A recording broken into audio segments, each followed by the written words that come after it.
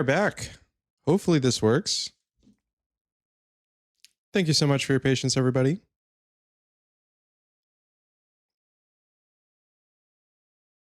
As I sort out these technical issues, it's always something. All right, looks like that did it. I'll just make sure my audio is working. Hi, Phantom Boomer. Are you still here?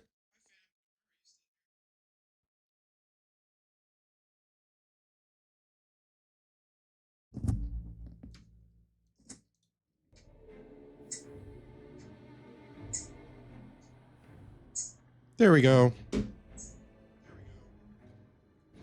Oh, that was a trial and a half. Okay. So we took out this Minotaur guy. We lost Ulbrig. Press F in the chat for Ulbrig. We are moving our way on the 3rd floor of the Great Garrison. Oh gosh, everyone's got 2 levels of corruption now. I kind of put myself in a bind. If there's any really tough fights up here, I'm going to be in trouble. Follow my steps. But I got my little kitty. Meow.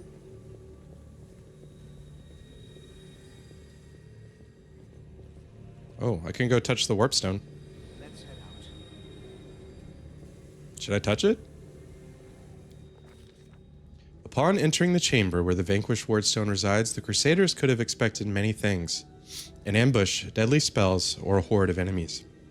But not an empty hall, still and silent, with no Minago or her henchmen, only the obelisk and glimmers of light dancing on the dirty floor. But then again, all is not as placid as it seems. Rayflor once again hears the seething choir. This time the voices sound louder, more insistent. One step, another, and suddenly Rayflor sees the wardstone, not as it was a moment ago, but somehow completely different. It is no monolith, emanating light. It is a cage of pure energy. The place where Daskari struck looks like a festering wound, from which tendrils of dirty red and purple darkness creep through the entire artifact. And there, inside two hosts of flaming warriors, are locked in battle. One is light, the other blood red, but they were all waiting. For what? Well, we want to hearken unto the Light Warriors' words, I would hope. The Light Warriors speak of duty, service, and sacrifices made. Their words reveal the truth of the Wardstones. Each one contains a host of angels, volunteers from heaven who committed to this indefinite imprisonment in order to guard mortal kind from the demonic threat. They make no complaint, they ask no easing of their burden. If the goddess and her herald offered them the same choice again, they would consider it the ultimate honor to sacrifice their freedom for the cause. The angels know Daskari's evil plan. When the last of the Light Warriors falls, the Wardstone will become a deadly explosive that will destroy everything around it, and the other obelisks in the chain will meet the same fate. The Light Warriors pray for help. They plead for someone to strike down their fallen brethren. Those who succumb to the demonic corruption are already beyond salvation, but if they are stopped, it will allow the Wardstone to heal and the Light Host to continue its duty. The crystal chisel discovered in the ruins of Canabres is the ideal weapon for this task. It will cut out the corruption, along with those who have succumbed to it, and restore the Wardstone's full power. The eyes of the Aeon, until now slumbering peacefully in the hero's soul, awaken. They urge the hero to look upon the Wardstone. Through them. They urge the hero to look upon the Wardstone through them. The Aeon's eyes wish to see. Should I listen to the Red Warrior? Yeah, I guess we can listen. The Red Warriors speak of pain and lies and disillusionment. Their words reveal the truth of the Wardstones. The barrier surrounding the World Wound is built on the bondage and suffering of countless angels. Every injury dealt to the Wardstone, these angels experience as physical agony. The pain is driving them insane. Deceived by the hollow platitudes about duty and service, they suffer torment day after day for the sake of ungrateful mortals who do not even know their names. Enough. The Red Warriors know that their blades, now turned against their former brethren, hasten the triumph of Daskari and his servants. Once the Wardstone has been wholly conquered by corruption, it will become a deadly weapon under the demon's control. Some of the obelisk's prisoners beg for freedom, while others pray only for death, but they all agree that this existence is unendurable. The crystal chisel discovered in the ruins of Canabres is the perfect weapon for a massacre. It cannot force open the door for those who wish to escape, but it can destroy the Wardstone, along with all its prisoners, willing and unwilling. None will be able to claim victory, but all will be gifted a merciful death that will end their suffering once and for all.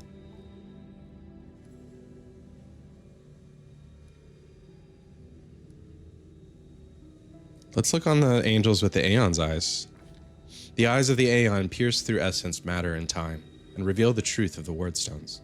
The stones are just as much a perversion as the whirlwind itself. The demons are not of this plane, but this did not give Iyomade and her herald license to disrupt the balance still further, by imprisoning untold numbers of angels in stone.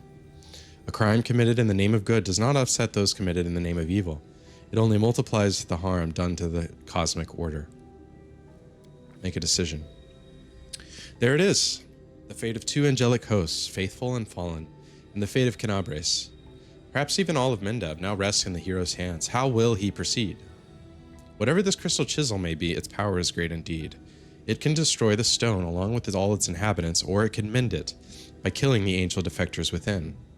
What it cannot do, alas, is free those who wish to escape and keep the stone intact for those who wish to remain. The Aeon's eyes perceive a solution to the goddess's tinkering, one that will cost no lives.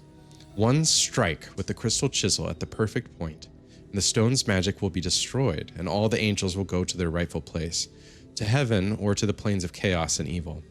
The remnant of the Aeon's power draws all that is left of the Aeon's existence to the hero, urging him to put things right. But somewhere deep within the hero's soul, the familiar ire seethes, endless rage, unbridled hatred. What will happen if it is unleashed here at the stone? Oh gosh, big decision, everybody. Please drop a note in the chat if you have a preference here. I can go angel, mythic path. I'm definitely, so there's no chaotic option, first of all. I am chaotic good, so I think we can rule out the evil path. We have a lawful good, which would be the Aeon path, which just returns everyone back to their rightful place. All the broken toys go back to their homes. We can cleanse the Warstone, destroying the devil celestials. That will kill a bunch of angels. So this early in the game, Phantom Boomer, the mythic paths are not locked in. I've merely unlocked the dialogue options, but I think this choice could lock something in. We could destroy the stone with all the angels. Just kill everyone. And that's not marked as evil either.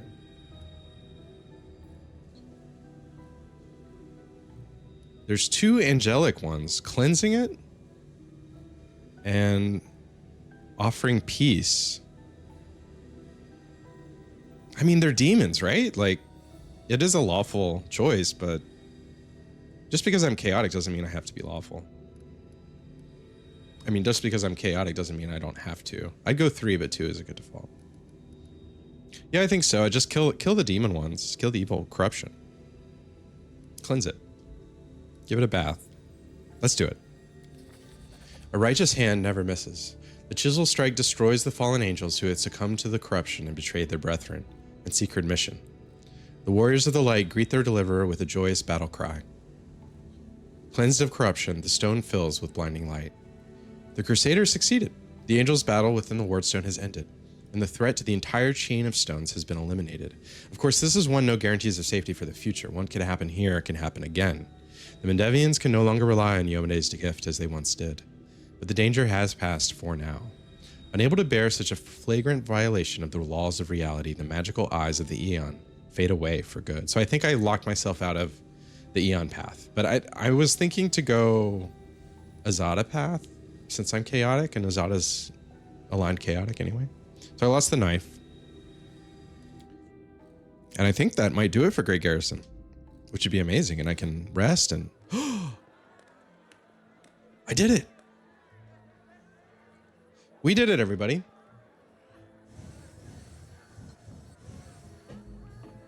Where's this a flashback? They're rejoicing like children. The What's me? storm is coming and none of them sees it. Shall we add to their festivities, my lady? How about a little lightning to burn their flesh? Oh no, Suture. We'll leave such frolics to Discari's little gnats. We are here for something else. something I had greatly anticipated for a long, long time.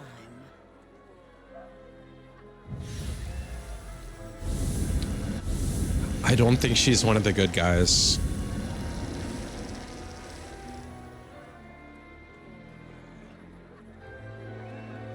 The Phantom Boomer. That's a great name. Do I know you IRL? Or did you just find me?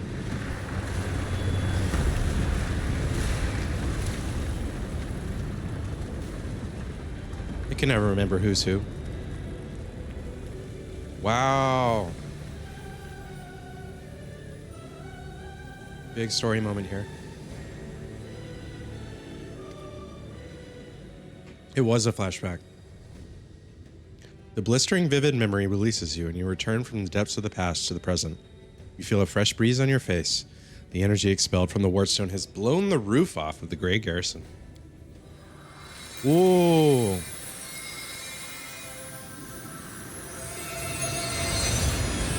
Whoa. The Wardstone's energy suffuses you and through you flows into your allies. What is happening? Help us, Iomade! What are you doing here? How? I see. Tricks from your pathetic goddess. So even Iomade will resort to dirty tricks when you have her cornered. Don't celebrate yet, mortal. There's no one to hide you from me now. Continue. Look, you're already wounded. Pathetic mortal. Oh, fuck.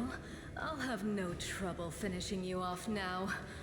Looking down, you notice that the wound on your chest has opened up again and is bleeding as if you were hit by a sword. But there is no pain. All you feel is power filling you. Right before your eyes, the edges of the wound start to heal and join until it closes fully. Excuse me. Minago's face twists in frustration. The demoness looks formidable with her entourage around her, but her threats ring hollow to you now. You look at her and feel like a titan looking at an ant. Overwhelming, all-conquering power fills you. What? That little demoness? Those irritating horrors of the abyss? The gods themselves are your only equal now. Oh. Oh, now we're going to have some fun. Well, fun for me. I don't know about you. Demons love having fun at others' expense.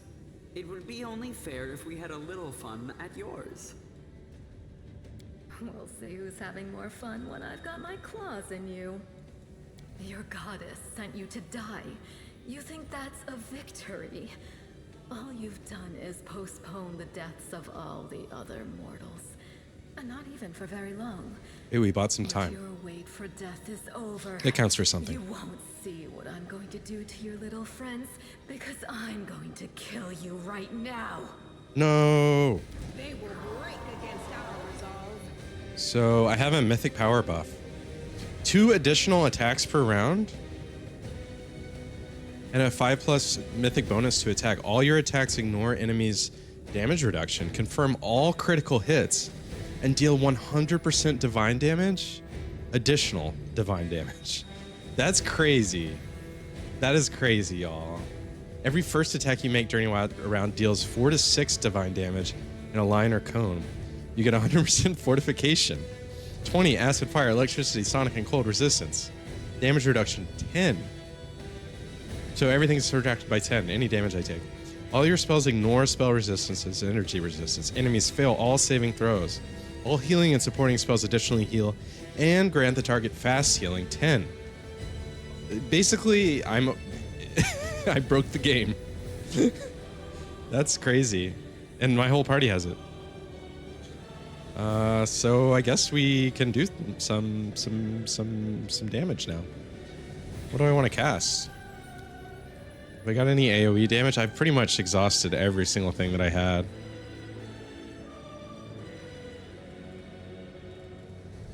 And I didn't buff before this fight either. If this is in fact a real fight.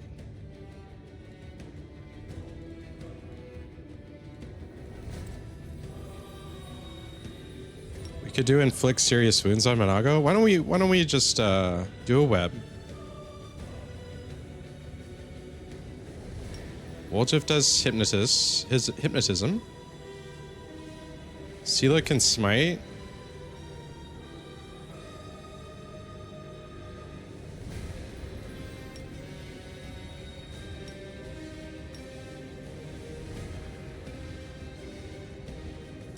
Darren has a Holy Smite spell, so that's great.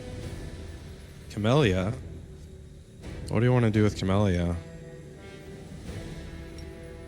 Throw an Entangled? No, let's not do Entangle because I can do so much crazy damage now. Let's have her buff Sela with, yeah. Alright, see what happens. Oh, the Holy Smite does 57 damage. So I'm just gonna run over them basically. That demon just exploded. And that was the first attack. I guess this is what it's like to be high level.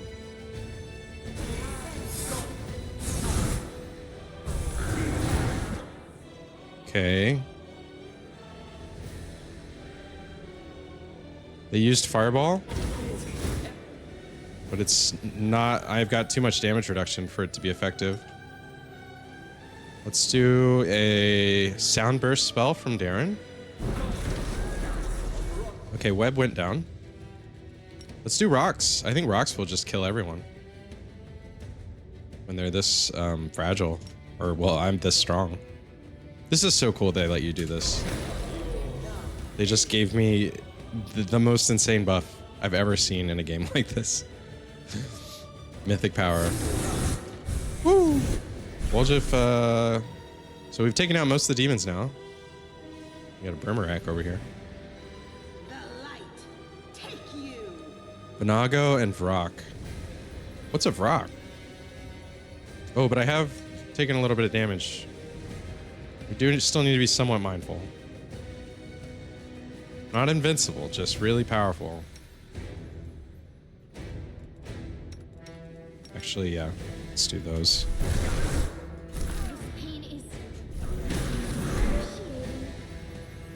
Okay, we've got rocks. I think we can do an inflict serious wounds on a Vrock. What is the Vrock? An outsider.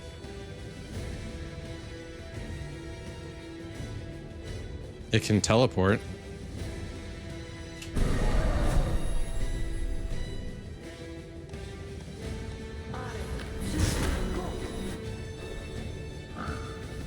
Someone die? No, he just got knocked over.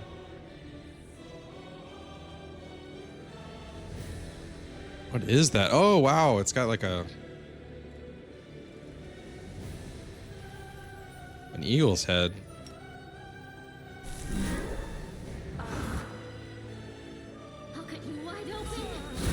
Get her. Did Monago turn into a Vrock or did she peace out? Oh no, she's right there. So this might still be a kind of hard fight if I have to fight Monago. She might be really OP. We don't really know.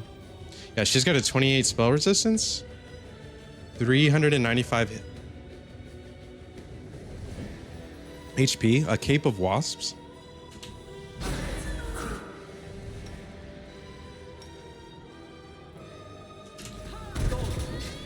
Okay, Magic Missile's a great spell when you're this OP. Alright, we took out the Vrock. The spirits demand your blood.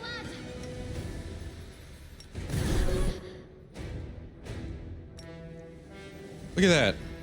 He just blocked with like a shield. I have shields.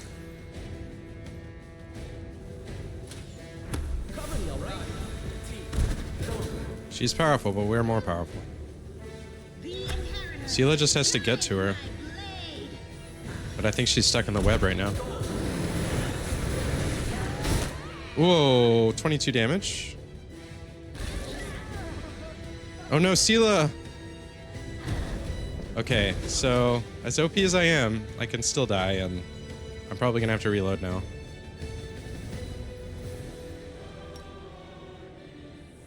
And she will keep summoning So this isn't meant to be an impossible fight for them. It is still a fight. Because she's gonna summon as many OP enemies as she can.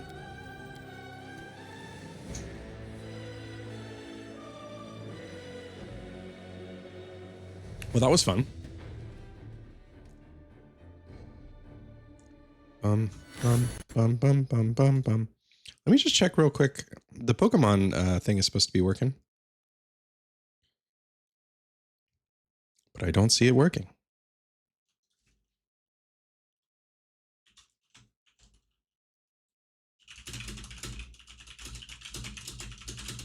One second, y'all. Oh, there it is. A Sandaconda appeared. Y'all can catch that with a exclamation point Pokecatch. Thanks for bearing with me as I reload. This is my kind of work. I don't know if I guess I did rest. I have all my spells. So the thing to do is to buff. I didn't have any buffs up last time. Ask nicely.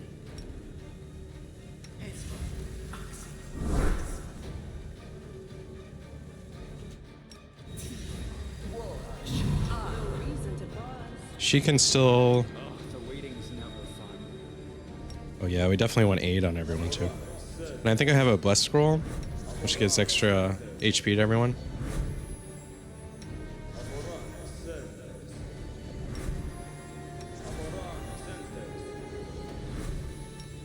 This thing refuses to cooperate. Nobody wants to catch the Sandaconda? Follow my steps. I'm gonna have to get it.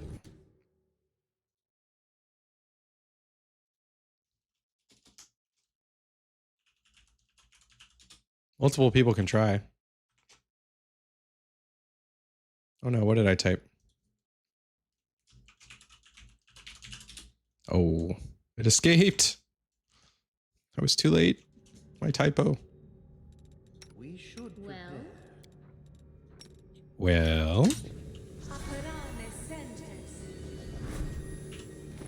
we've got buffs. We've got aid. We've got bless. Where's bless? Show me the bless. Yes. Scroll of bless.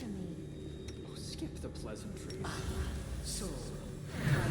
All right, that should make a huge difference in my survivability. And we can also do Miss me already. Divine Favor and Bless Weapon or Holy Weapon to make Align Weapon good. Let's do that. And we'll make the same choices once we get to the dialogue. I am really curious at what would change if you did the Aeon path, though. Align Weapon, good. Who else is using a physical weapon? Darren? I think we want to equip some range. Ranged weapons are needed. I can also put down Grease ahead of time and Web ahead of time. Our duty calls. See, at this point of the dungeon, I have learned you need every little bit of help you can get. Gotta be cheap sometimes.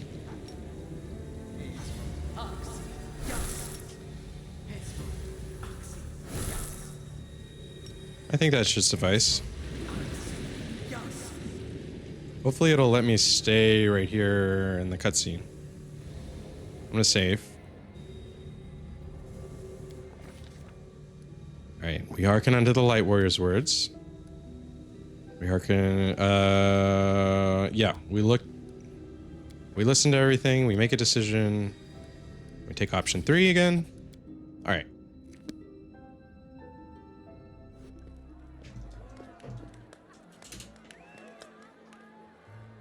I think this is unskippable.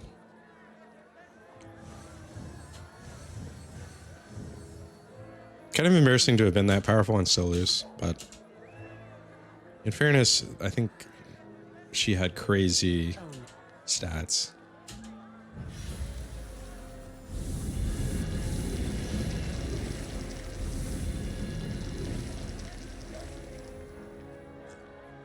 Oh, this is how the game started. Okay. I was somehow brought in.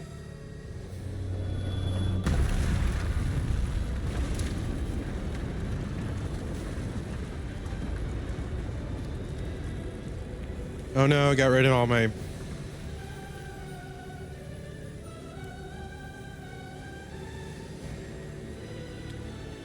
Well, I guess that's fair.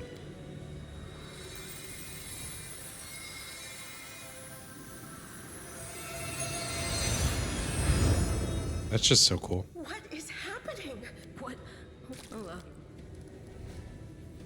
Demon. All right, Be careful, everyone. we're back. I do have my buffs, thank God.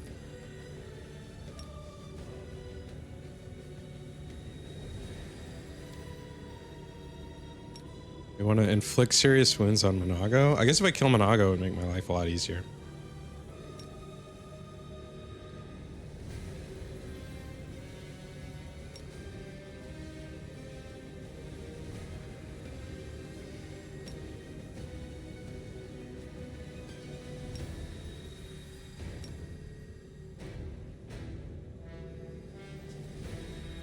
Let's try that.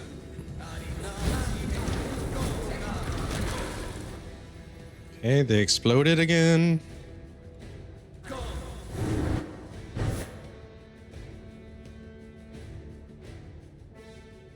Cover me, all right? Attack. Aim carefully.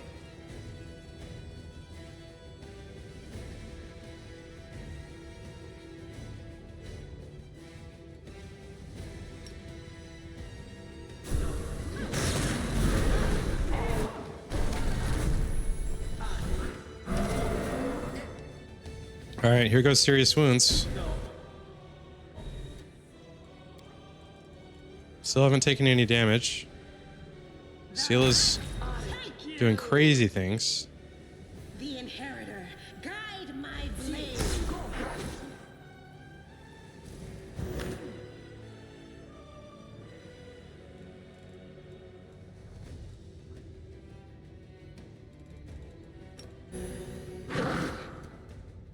Ray floor. 37 damage. So it didn't seem like the rocks did a bunch extra last time. But Seala can do, I mean, that's a 21 damage hit. She's just crazy strong. Let's lay on hands. I'm getting hit hard. Oof. Maybe shouldn't be in the front line, but did it work? Let's bring him back. From my mistake.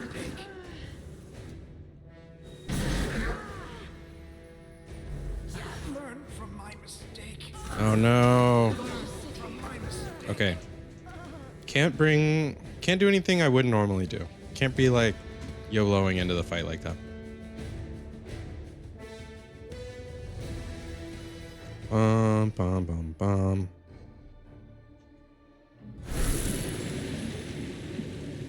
This would have been so good.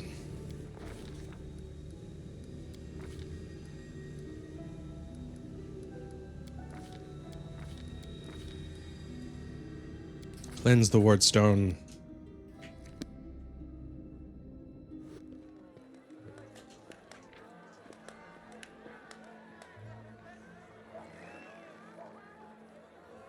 So in the beginning of the game, she brought me here.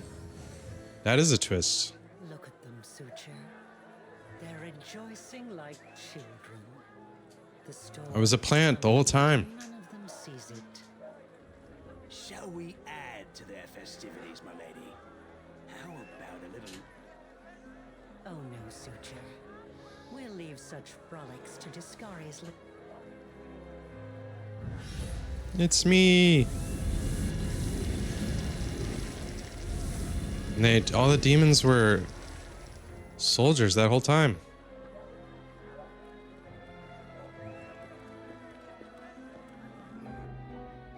I gotta go back and watch the first part of the game now, know it with this in mind.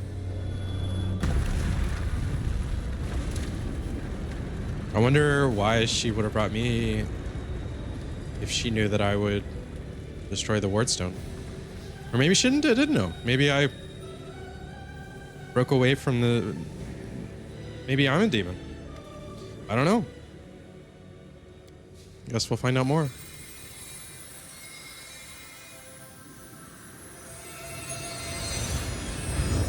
Boom. Whoa, what the? What? Well, now we're gonna have some fun. Can we retreat already? Okay. Let's play it safe this time.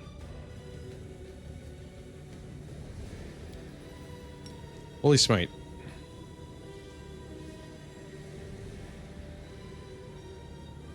The inheritor, guide my blade.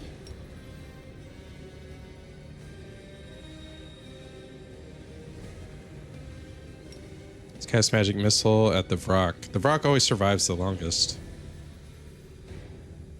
Or do we do her? Let's do her.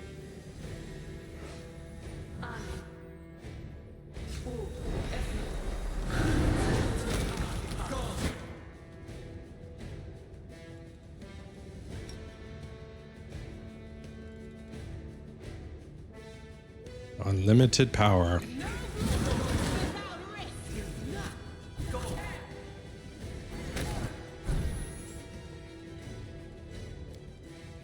Okay, we'll just switch this to daggers.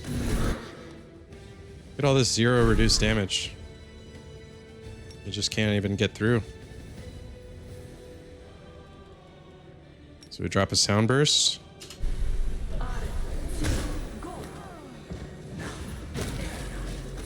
She is doing stuff. She keeps failing to overcome my spell resistance, which is 15 right now. Cover me, all right? At a certain point, though, she did overcome, so I'm a little worried. It can happen really fast. Okay, there goes the Brimerack. Into the fray. Let's smite. 30 damage. Good hit.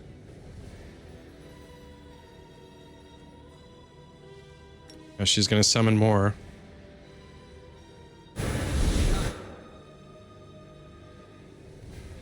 Still haven't taken any damage.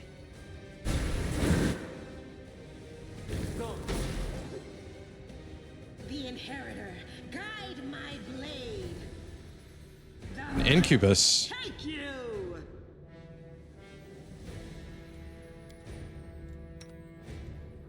Phantasmal putrefaction. My skin is rotting away. Rents are appearing all over my body. Every round after that, you get to receive a will save to disbelieve the effect. Boy. They're not playing around.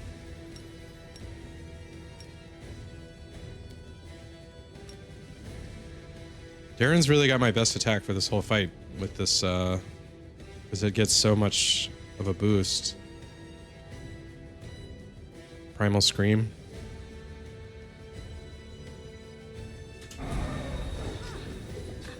He's knocked over. Oh, wow. They got her.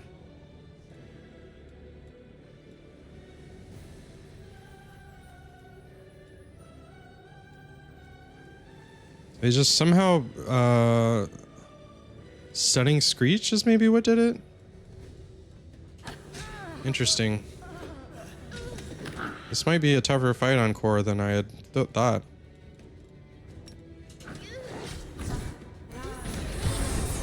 So this is how it feels.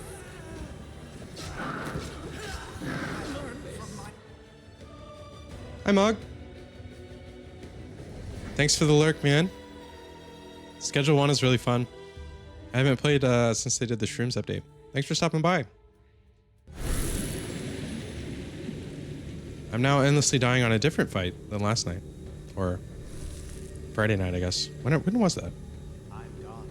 I blacked it out. I shall not fail. Alright. So we're going to need to pull out all the stops. Let's get some wards going. Get a fire going.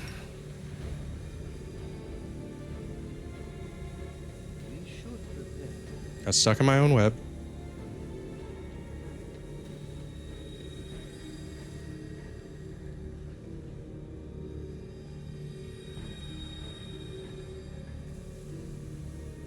-2 to wisdom and intelligence isn't helping me either. Because I'm pretty sure that she was casting some spells that made wisdom and intelligence checks. Let's go back to here so I don't have to cast all that nonsense. Zorua. Zorua. Better catch it. I'm gone.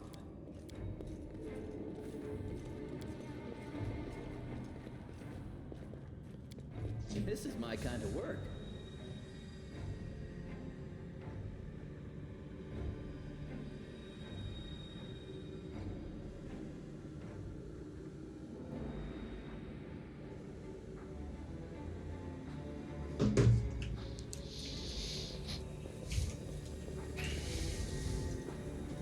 I'm gonna try for it.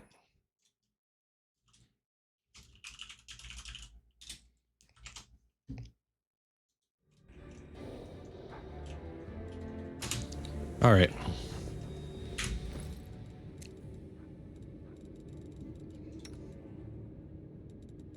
What can we do to increase my spell save? Well, we need to do all my buffs again, first of all. The waiting's never Let's cast fun. Aid.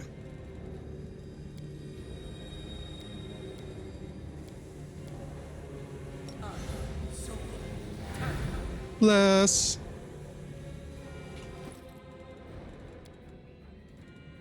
Definitely need some bark skin, which he cannot cast.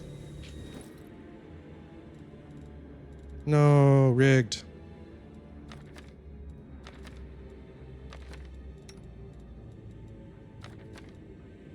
Scroll of Vanish. Ooh, this Scroll of Reduced Person would be good. Then again, I don't know what her spell save is going to be. Like, maybe it's not even worth trying to cast spells on her. Scroll of Burning Hands.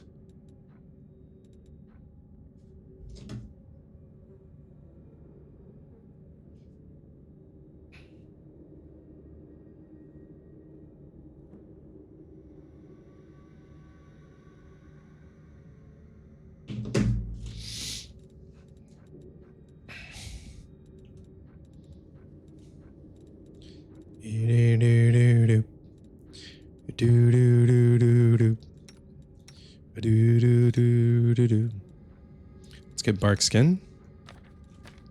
Ooh, and I have my Tankard of Free Spirit. I forgot about that.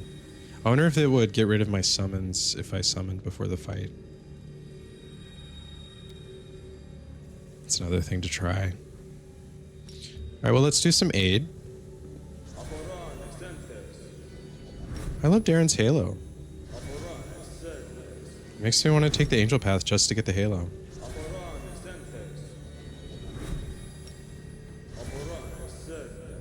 Even though he's literally like an evil party member, he has a Halo. It's kind of funny. What's on your mind? Let's cast some wards. Was it protection from good? Whoops.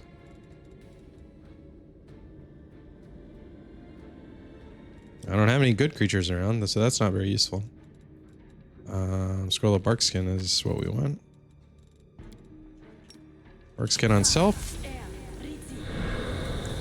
Bark Skin on Darren.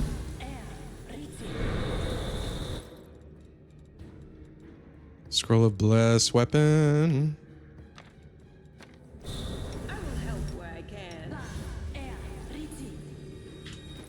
Okay. Scroll of... I wonder if can I stack multiple Bless? I kind of doubt it. Oh no, my camera went down. Sorry, everybody. That happens sometimes. Okay, we're back.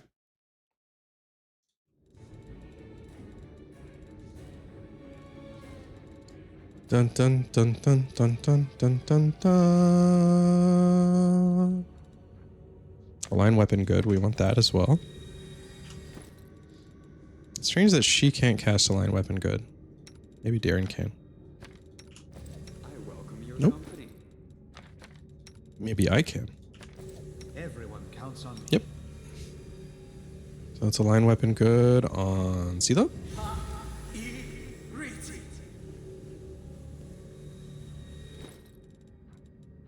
Oh, that was Blessed Weapon. Where's Align?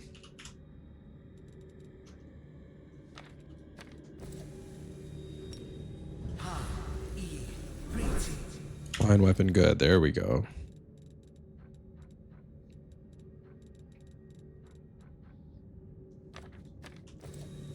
Align weapon good on Woljif? Oh. Something wrong? Yeah. It failed. Arcane spell failure. We could also bless his weapon.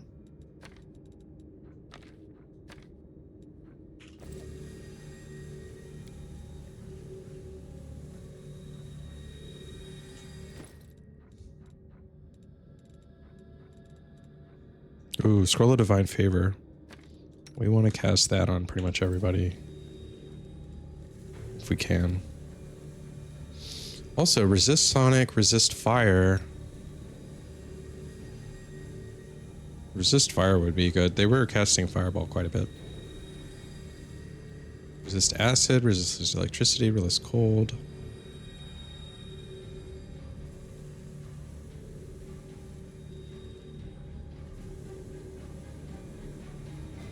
Treating disease or poison.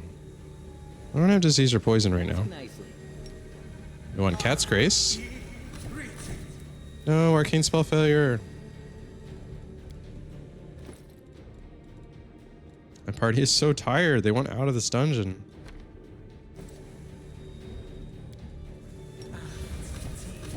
Divine Favor failed.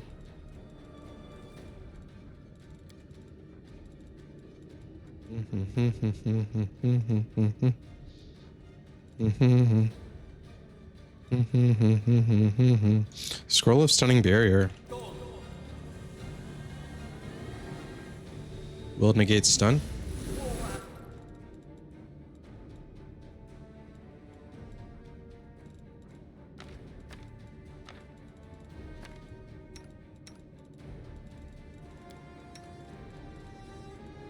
We need Sela to have Scroll of Divine Favor up. We will win this war. There we go.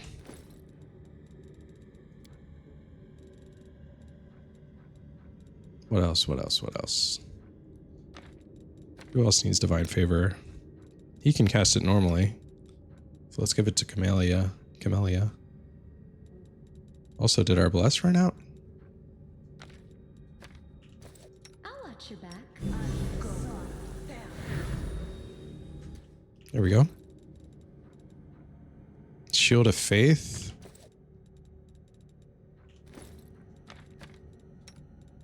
Slap that on Camellia.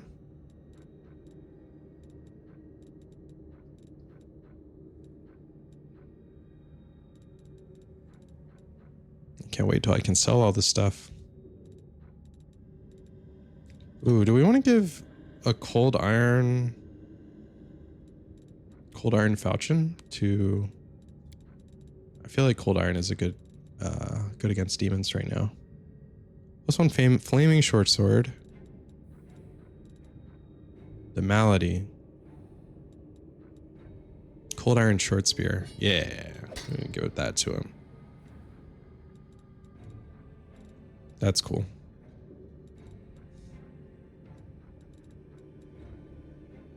We did have Shiny Dagger. That's you only get blindness if it's a critical hit, which isn't that often. We want the Cold Iron. She wants Cold Iron too, if we can do it. Ooh, this is a Cold Iron Great Axe.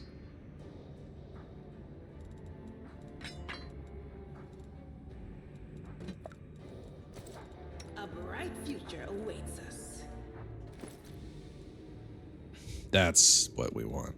That's a demon killing Great Axe. I think that's probably what the Minotaur was carrying. I think I just picked that up off the Minotaur. Also got cooldown Warhammer, but this is better. Composite longbow +3. Who could we give that to? No one. Her rapier is really not as good as any of the other weapons I have, and I don't have a good solution for that. I guess she could carry that. She can wield these. 2 to 11 damage versus... Oh man, that's so much more. Yeah, we want that. So much more. And do we get rid of the buckler? Or she's two-handing it? Or do we give her a masterwork short spear in the other hand? Because then you get a penalty. Yeah, I think we do that. Is there any advantage to having the buckler? Gives you +1 armor class. So yeah. And then she could wear this breastplate too. Beef up her AC a little bit. Oh, it's a Mithral train shirt. As for me,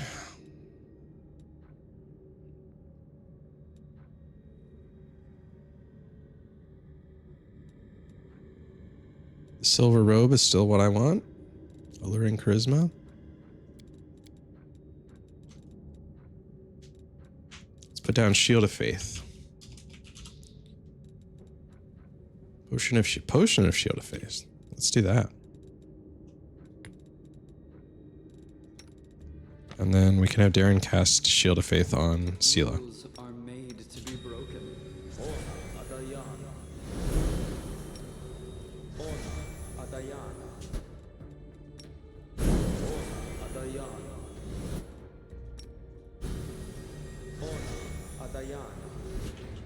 Okay. Oh, and a Shield of Faith on himself. And a Divine Favor on himself.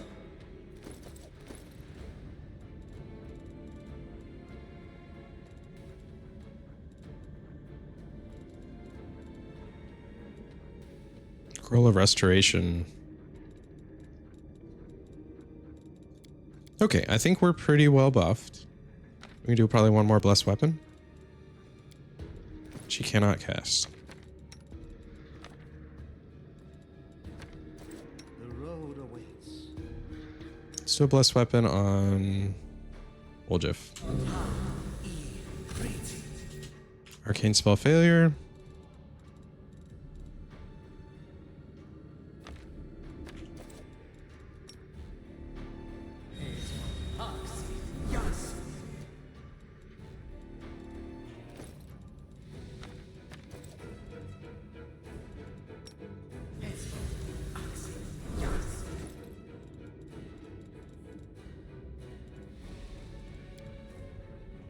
Now, what if I have summon wise?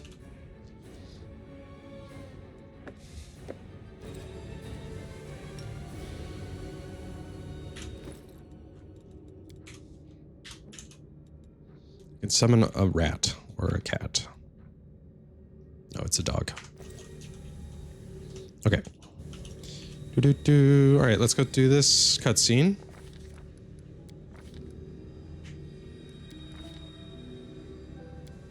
Make a decision. Decision 3, close.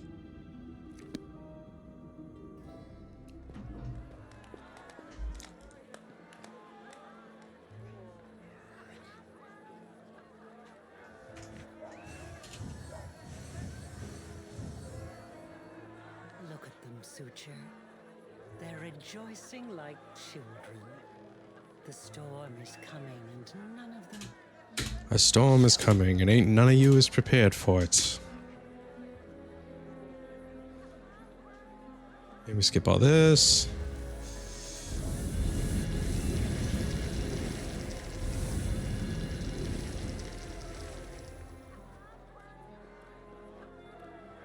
Simpler times. Back before the end of the world.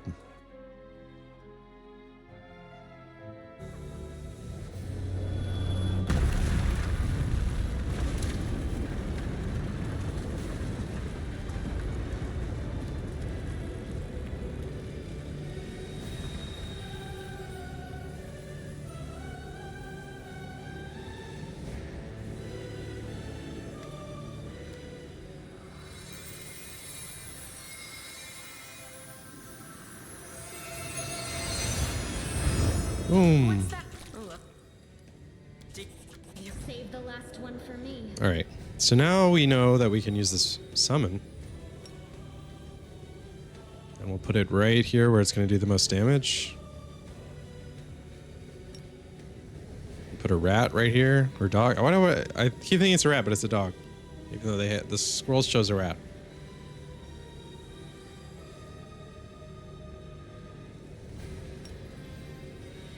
Let's have Woljif hit the Burning Hands. That might actually be good.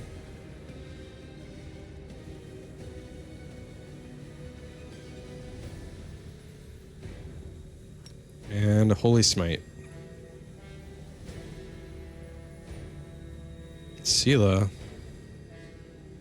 Let's maybe have them come to me so Sela doesn't get totally surrounded. She can do the Challenge Evil though.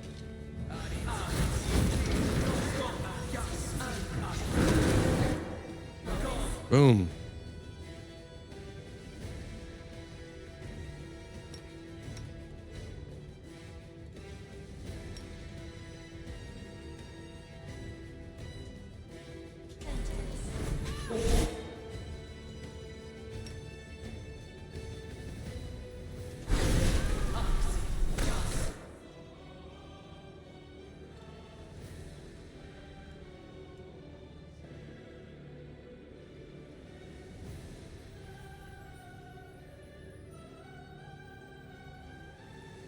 Damage undead creatures or heal lemming creatures.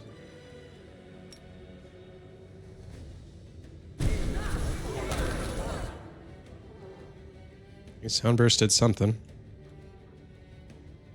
Uh-oh, Darren took damage. Let's start casting. Phantasmal Putrefaction.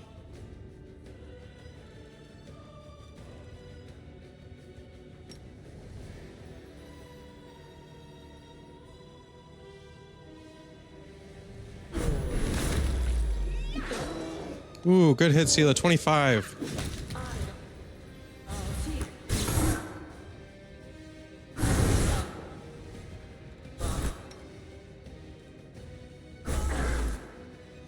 Okay, Darren got knocked over. We got rocks in, and the Azada's here. The Azada's here to mess them up. It's a Lilind Azada. It's got a big old harp.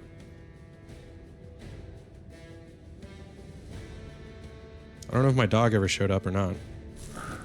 Oh, Monaga's over here?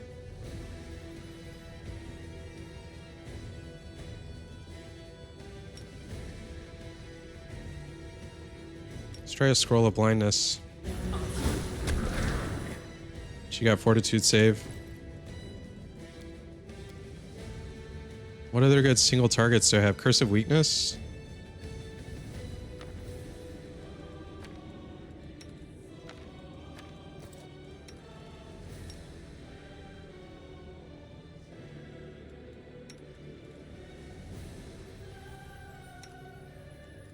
Darren's still doing his heals.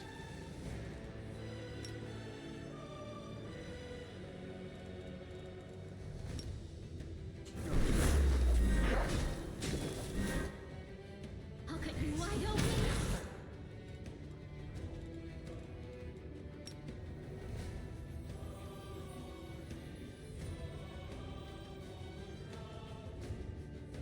I don't like that Vrock.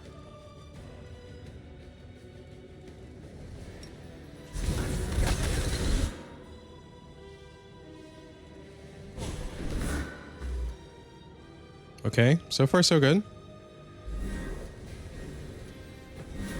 The Vrock is distracted, which is what we wanted.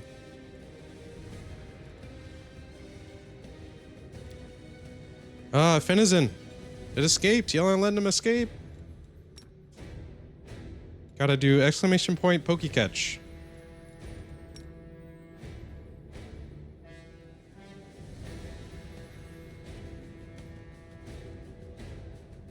I'm scared. I'm scared. Where'd she go? Darren's on the ground. Oh no, she's right next to me. What do I do? Sela. Into the fray. When in doubt. What do I do, Sela?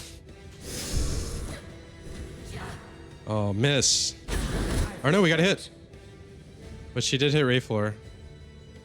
Like, really hit Rayflor. Yikes. I don't know what I can do.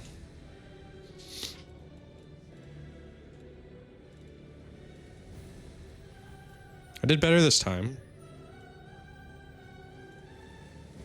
There's not much I can do besides cure moderate wounds. But Darren's are on the floor, so I mean, what's that gonna do? Could try to heal him with Sela. See, she warped away. She did a little sneak attack.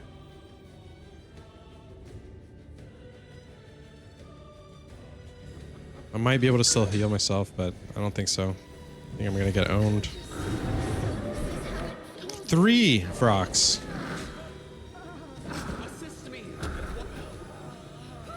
That is some BS.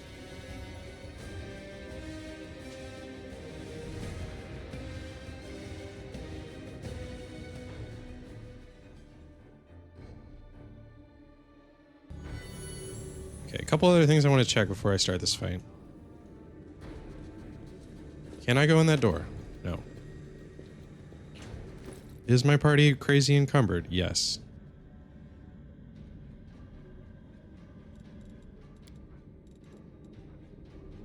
Let's drop a few things.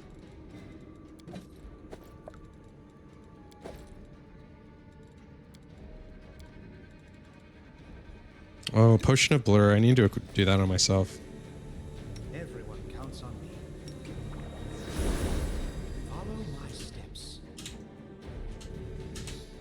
The problem is, my AC is so low, and I think when she gets close, she can just hit me once, and that's all it takes.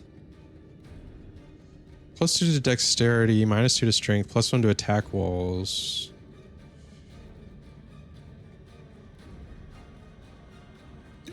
Okay, I could make myself smaller.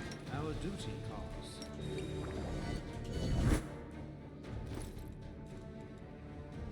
Who else would benefit from dexterity?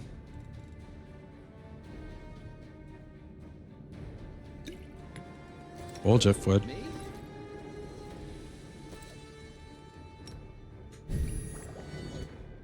You got 2 tiny people. Align weapon good.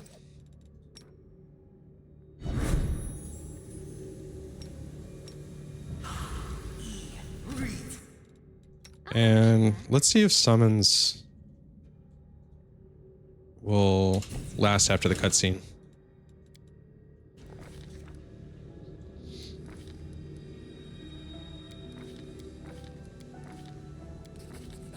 Okay.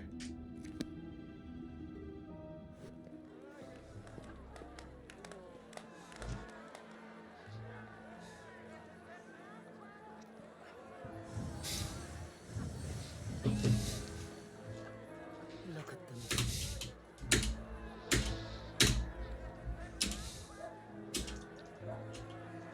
Oh.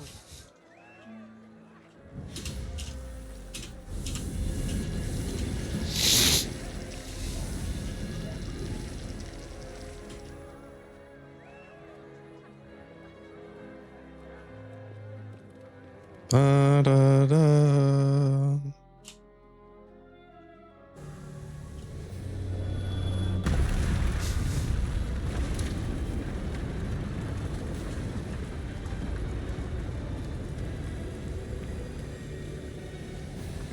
Da, da, da, da, da. Dun, bum, bum. This music is so epic.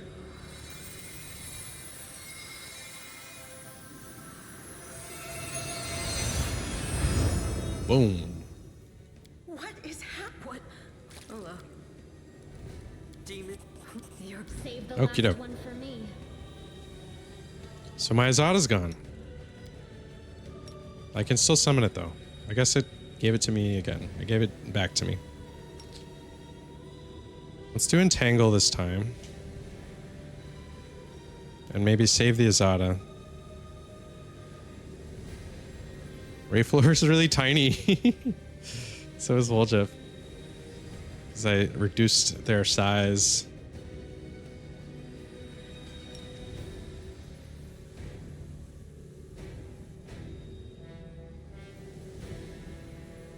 Okay, let's try that.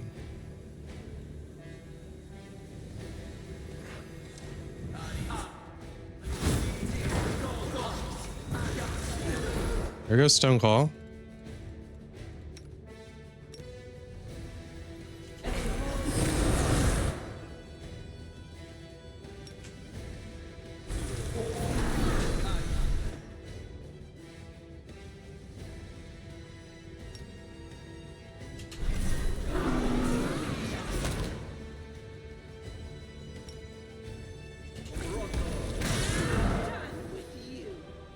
So far, so good.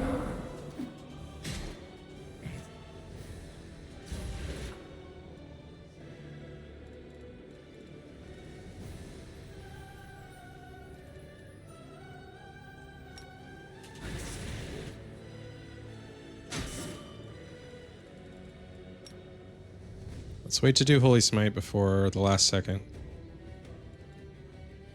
One other thing is Restoration will reduce anything lowering my ability scores. So if I do get hit with that debuff, whatever they were doing.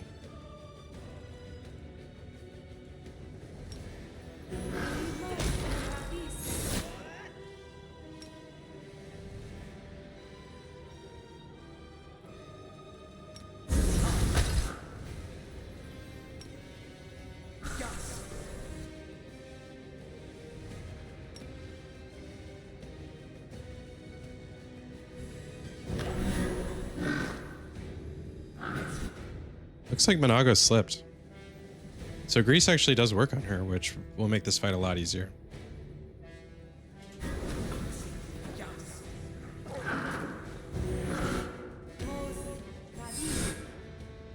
All right, and let's go ahead and bring in the Azada.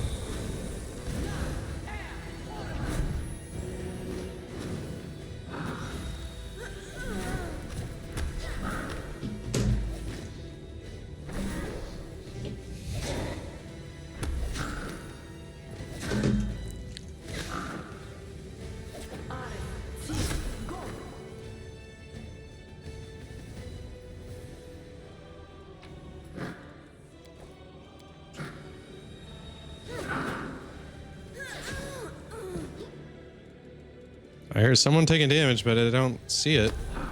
Maybe that was the Azada.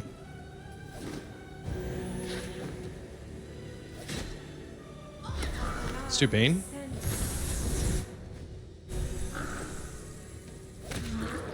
Whoa! That was cool. Just blasted it across the room.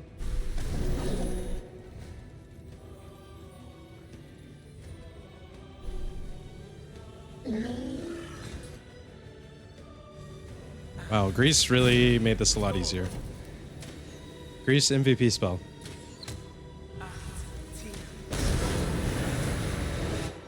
Okay, we're hitting Monago. So looks like she cast some new things. We have a Holy Smite on deck.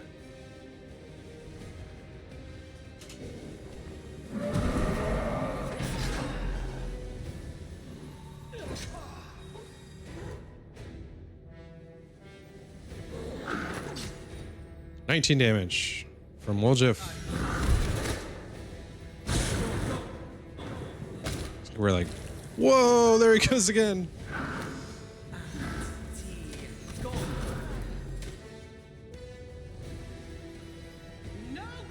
Uh-oh. Cure moderate wounds.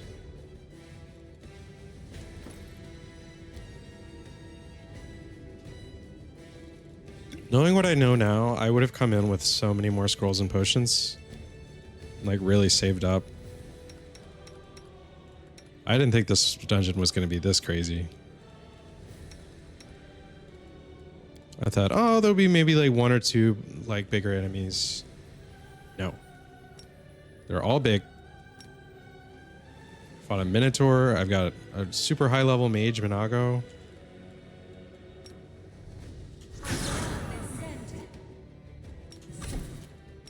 This will leave a bruise. Sit here. No, Sela. Did this frog get buffed or something? What the heck?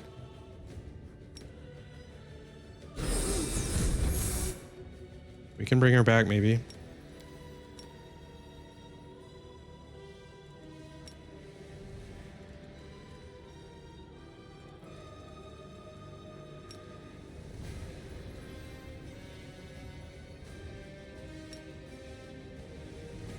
Let's do a rocks. I don't know if I can do rocks without hitting my allies.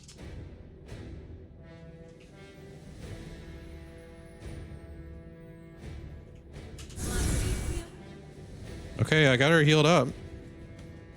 Wolchif needs to heal as well. Okay. Everyone's back at full health. That's great.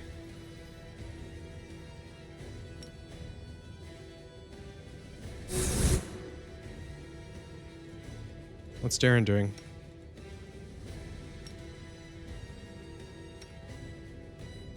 Let's maybe...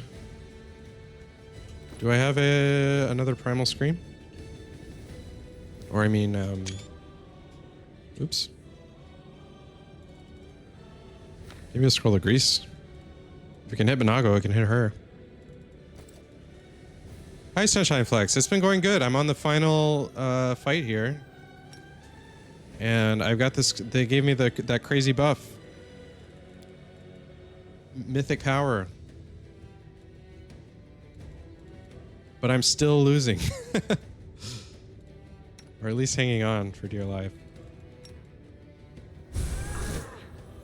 Into the fray. Hopefully the game audio is working this time. That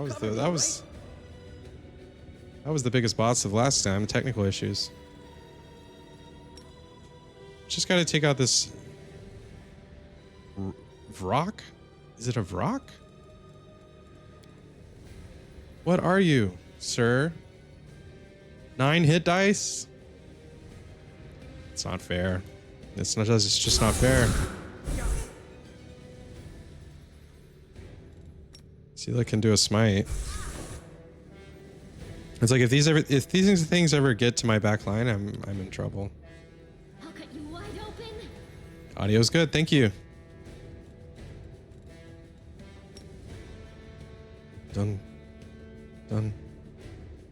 Let's do some rocks. Minago slipped in the grease, so she's been a non-factor, but the rocks are really, really nasty. I don't like how this is going. Sela's downed.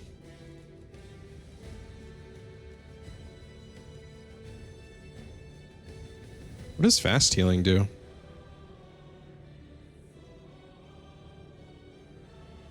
Oh, I guess he just heals automatically? Let's have characters give her potions.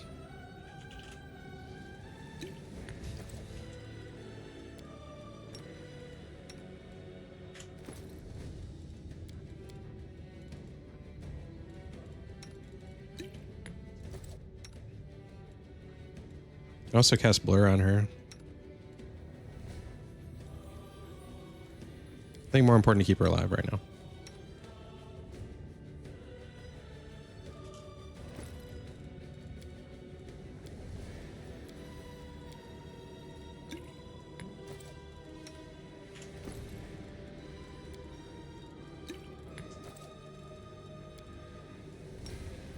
Okay, everyone's doing potions.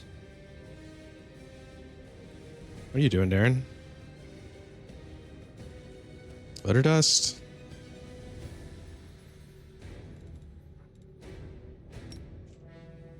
Maybe area AoE spell. 'Cause that does so much damage.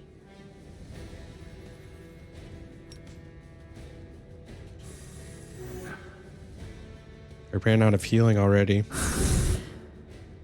Okay, she's healing. She's full health. But she's still knocked down, which is really bad. Really, really bad. Darren's got that in 1.2 seconds. Maybe we can get Woljif over there. Why? Did he slip?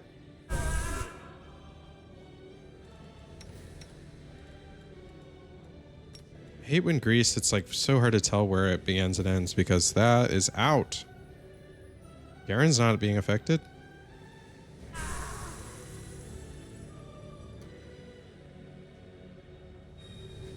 Okay, he's stunned or something.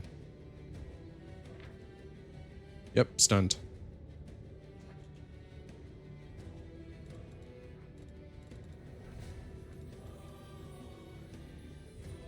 Just gotta keep shooting, hope for the best. Oh no, Mingago's got a fireball coming. The spirits demand your blood.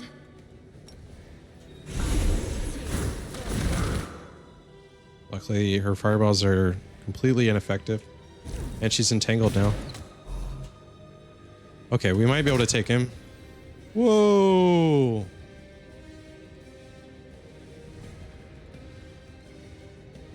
Darren did 25 damage. The Vrock died. Exploded. Okay, Mythic Power. And I think that just leaves Minago. This is back here. Now we don't want Darren to use daggers. We do want Sela to get the hell up, though. Darren just slipped in the grease. I have nightmares now about slipping in grease, I swear.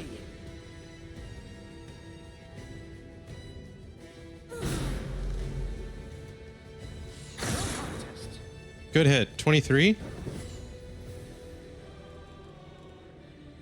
And I guess we just cast cantrips now.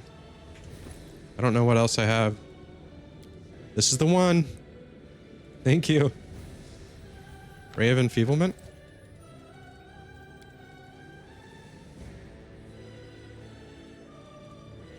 Thought I put that on. Yeah, you should have it. There we go. Ray of Enfeeblement. Boom. Lightning bolt. Die, Minago. Darren's back up. Did Sela get up? Where is she? Oh, she's still there. Missing all the fun. We'll leave that part out of the ballads. Minago slipped. Doing that? Where is your power coming from? All traces of Minago's bravado have disappeared, and now her voice trembles with panic.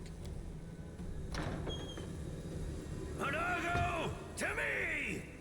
Staunton! Staunton, my darling. I knew you'd come back for me. Did he turn evil? Shut it! Get over here now. Get behind me. If you want to finish her off, you'll have to step He turned over evil. my dead body first. Killing me won't be a challenge, I know. But I can last long enough to give her time to escape. Staunton, don't do this. Don't do it? And why not?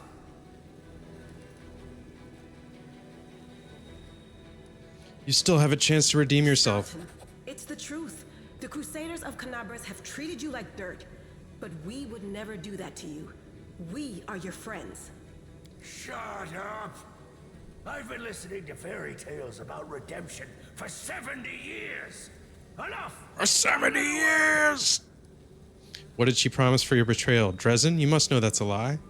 She doesn't love you. Demons don't know how to love. I don't know that demons cannot love? You think this is news to me? Taunton's face twists into a second grin. Wench can truly love me. But what of it? Maybe I love her anyway. No matter what. And if I don't, what's it got to do with you? Enough talking. Monago, cast your spells and get out of here! I'll hold him off! Quickly! Before I change my mind! No, my sweet, I won't abandon you. We'll leave this place together, and we'll go where we can be happy. Go! Let me finally... Staunton clenches his teeth, swallowing the rest of his words. Panting, he looks between Monago and you and back again. At last, the dwarf nods. No. The demon and the traitor vanish in a magical haze. You feel the energy thrumming through your body and soul start to fade. It doesn't leave you, it hides somewhere deep down, leaving behind a small amount of incredible energy, as well as the understanding that you will one day master that inconceivably huge power. Yes! Yes! We did it, fam! Celia, get up! Get up, Sir Duncan!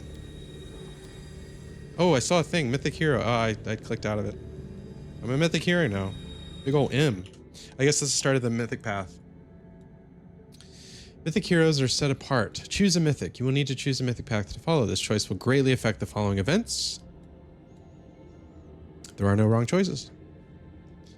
Mythic heroes are set apart from their contemporaries, capable of amazing feats of courage in the face of overwhelming odds. In spite of this, they're still similar in many ways to other adventurers. They have hit points and armor class and saving throws. In fact, most of their statistics are comparable to non-mythic characters, where mythic characters differs in the special mythic abilities. These abilities enhance mythic characters both in and out of battle, allowing them to take part in extraordinary, larger-than-life adventures. Cool. First Ascension.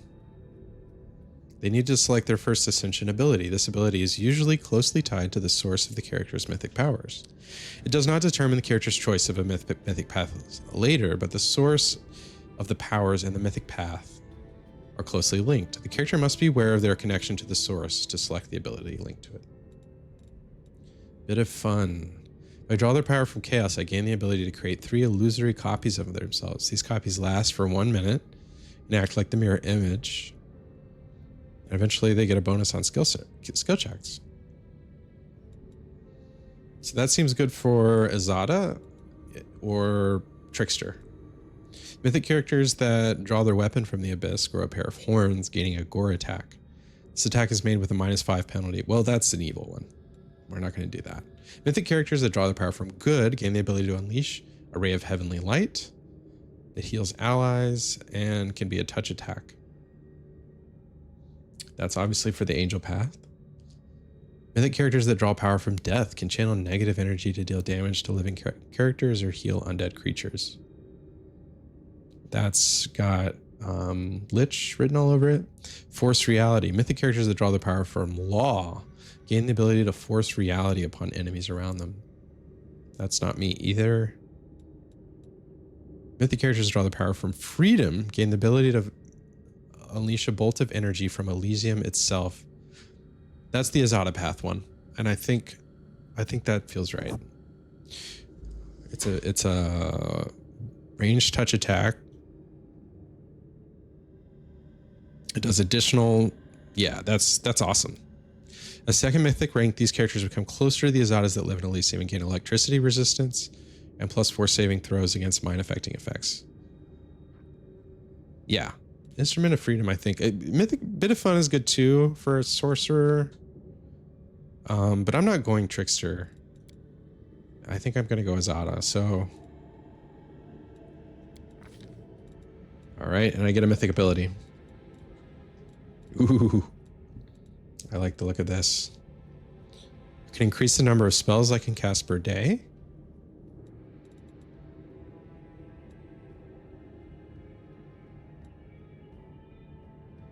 Creature summoned by you. I can make my summons stronger. Archmage armor. Ooh, I can make my mage armor better. That's pretty good. Tempted to do that. Attacks are now less affected by luck. You don't miss when you roll a 1.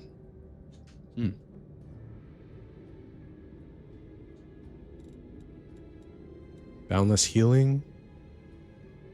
Brutality incarnate. Don't do natural attacks.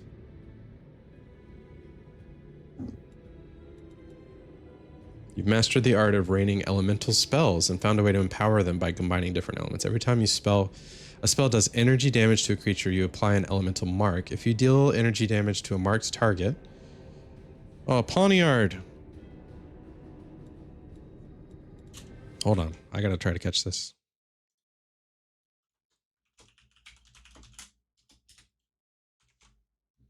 Okay.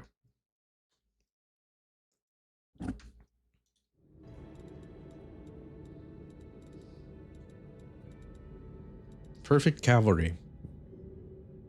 I'm not mounted. There's so many. But I'm gonna get more as I go, so I don't have prerequisites for these. Although, wow. There are so many builds. Mythical beast. Your animal is just as mythic as you. Rupture restraints. Can dispel any effects that make you frightened, dazed, sick, and staggered. It's pretty good. Second bloodline. Now that makes sense for a caster. Celestial bloodline? I mean, I just straight up get another bloodline. Draconic.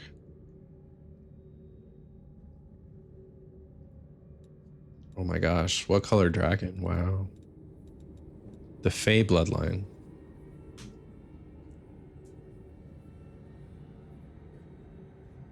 That would give me Entangle.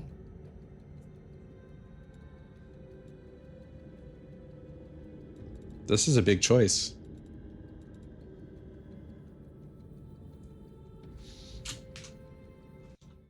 Another bloodline is good. Yeah. I'm leaning towards that for sure, since that's specific to sorcerers. Archmage armor is good too.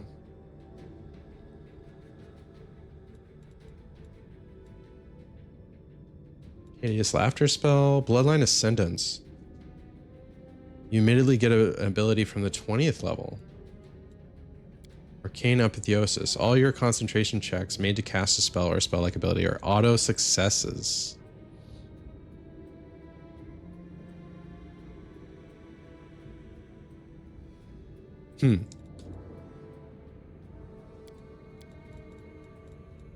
Yeah, so that's the 20th level for... I'm an Arcane Bloodline right now. Enduring spells? Not doing too many buffs.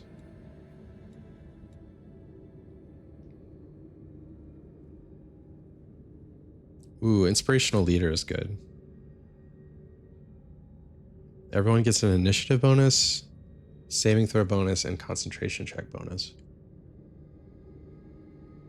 Half your mythic rank, so it would start with only one, but then you could be up to what, mythic rank 10? So they would get a +5 to... That's really good. Magic Nullification, which just dispels any effects on you.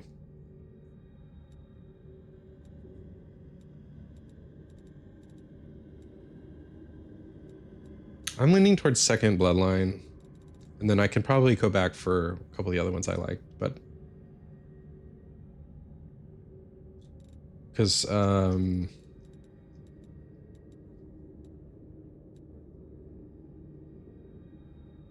teleport an ally. Elemental Barrage is okay. Can teleport to the spellcaster's location. That's good for like the Magus or any of the melee caster classes. Ascendant Element.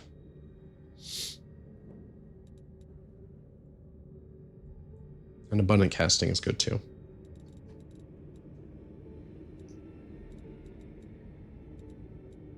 I mean, they're all pretty good.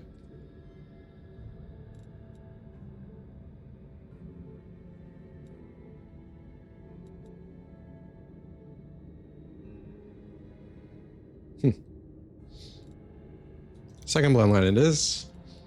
For a roleplay, I think Fey Bloodline, if I'm going to go Azada, I get more Woodland Stride. Ooh, I can move through difficult terrain. That's cool. And I will get summons later on.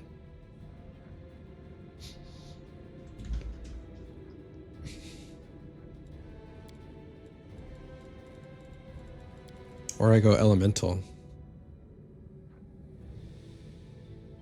Scorching Ray Electricity. In the near term, that's what I would get. So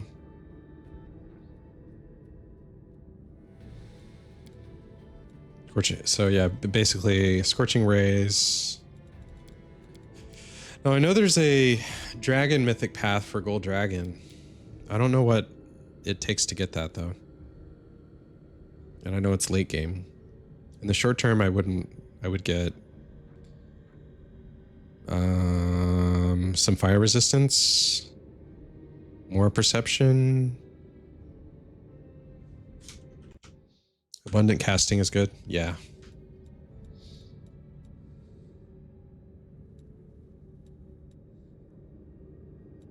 Black Dragon. But none of those really come online until pretty late. Oh wow, you can polymorph into a dragon. That's so cool. I can get that later though. Or no, I can only get one more bloodline. So I have to choose now. I'm gonna do it.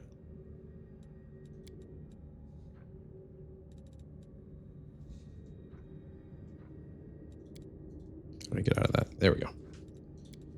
Celestial. I can get wings later. In the short term, just really bless and some Array of Heavenly Fire standard action.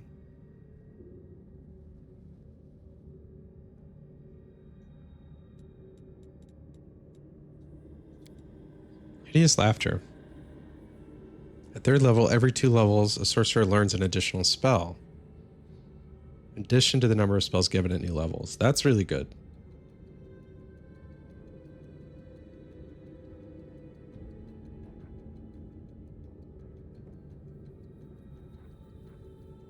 Later on, Vine Trap, Change Staff. What do you think is a good second bloodline?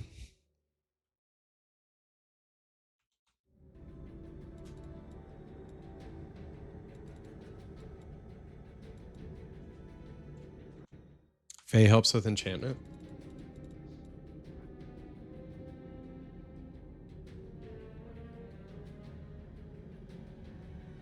The compulsion, any compulsion, so that would be Hideous Laughter.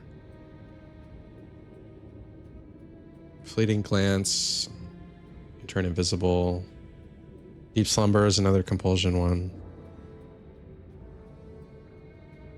Fey Magic. Whoa, really good. Overcome spell resistance. I also love that you can get these summons later. I don't know what the creatures are, but that's just cool. One with the world of Fey.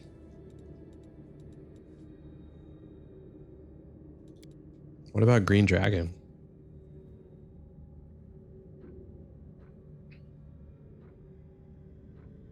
I mean, the ability to turn into a dragon later. That's just really cool.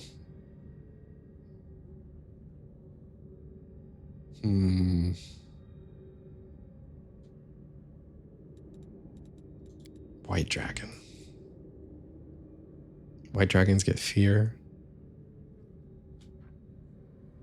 Power of Worms. They all get fear. I guess they're all kind of the same, except you get a different spell resistance. If I had to choose, it would be green, though. I mean, the green dragon from Lord of the Rings, right? The green one kind of looks derpy in the portrait. Just based on the portraits, the black looks really cool. That's more evil though. Oh, white. Depends on what I want to do. Yeah. That's I mean, gosh, analysis paralysis sometimes with how many things they give you though. I can always choose a bloodline later. But I think Fae bloodline just for roleplay. Because I'm going to do the Azada path.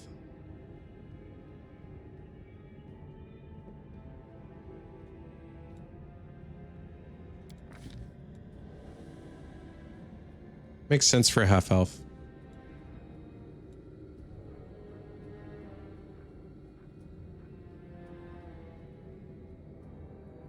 Instrument of freedom.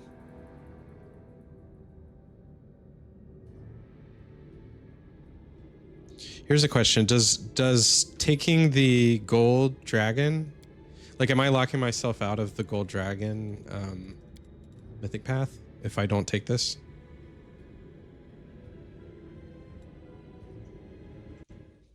No. Okay. All right. Faye is a good one. I feel good. I get a blessed weapon as well. That's great. And more AoE or crowd control. Okay, let's loot some enemies.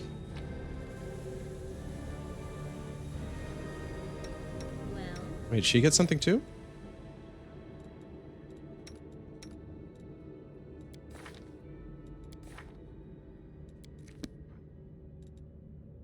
They don't all get Mythic Pass, do they?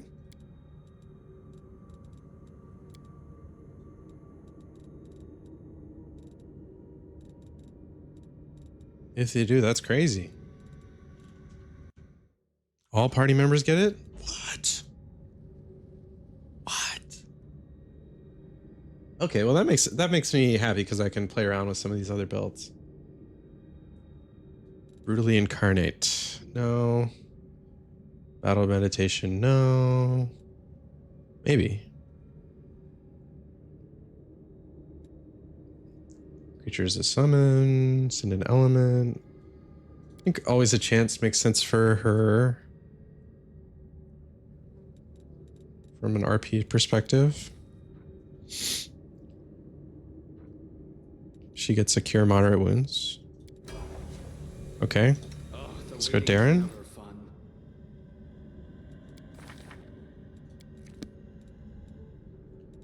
Darren does have the best jokes.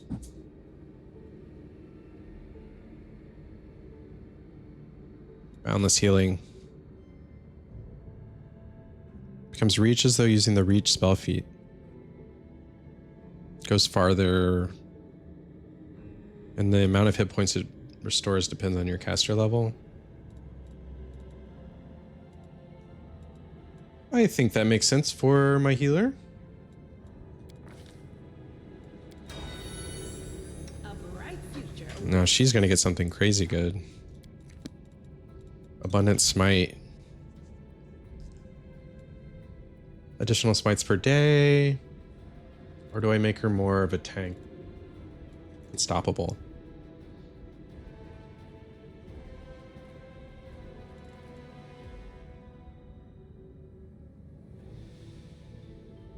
Mythic inspiration.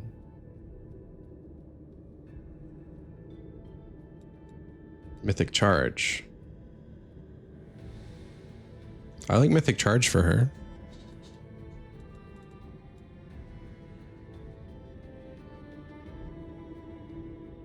Last Stand is really good for her too.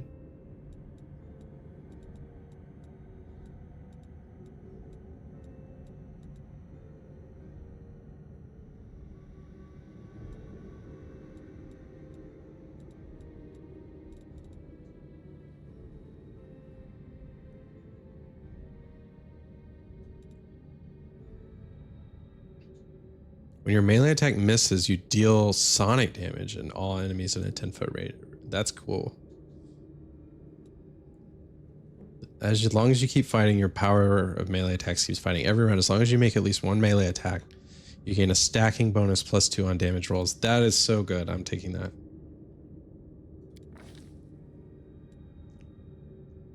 Oh, Krokorok. Hang on, I gotta try to catch this.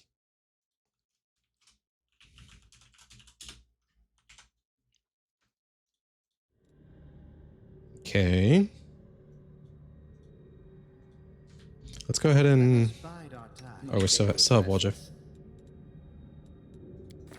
I hope the characters who weren't here still get the mythic ability.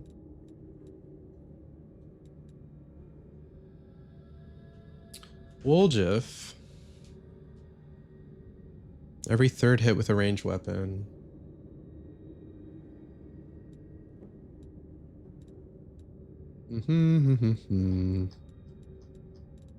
Archmage armor is probably good for him. Whenever you cast a spell, your next single attack made with a weapon gains a bonus equal to half your mythic rank. Your strikes make cracks in the enemy's existence, leaving weak points for allies. That's pretty good for a thief.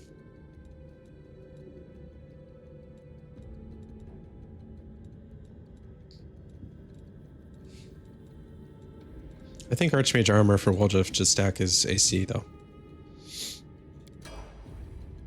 Okay.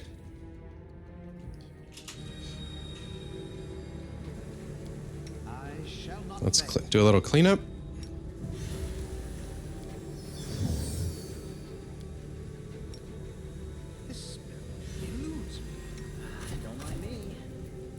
Oh my gosh, I'm still getting arcane spell failures.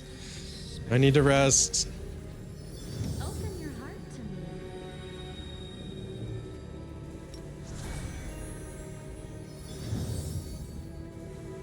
I'm so excited for whatever comes next. Feels like we hit a real crescendo.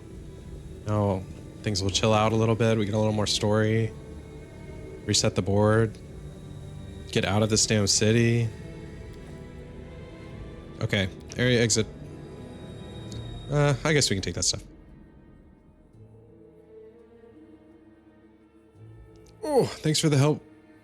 Tutorial is over. Yes. 40 hours in. I'm through the tutorial. Oh, big party. Make way. Warrior Queen coming through with a round for the heroes. Whoa, the heart is packed. And you considered nixing this little shindig, Beth? Where were you during all that? I did consider it, and I am still considering it. It hasn't even been a week since the last demon was booted out of Canabras, and we really should be in a period of mourning for all the city's fallen. But the people deserve to celebrate, and he deserves to be honored for saving the city and possibly all of Mendov. That was one hell of a fight. One hell of a fight calls for one hell of a party.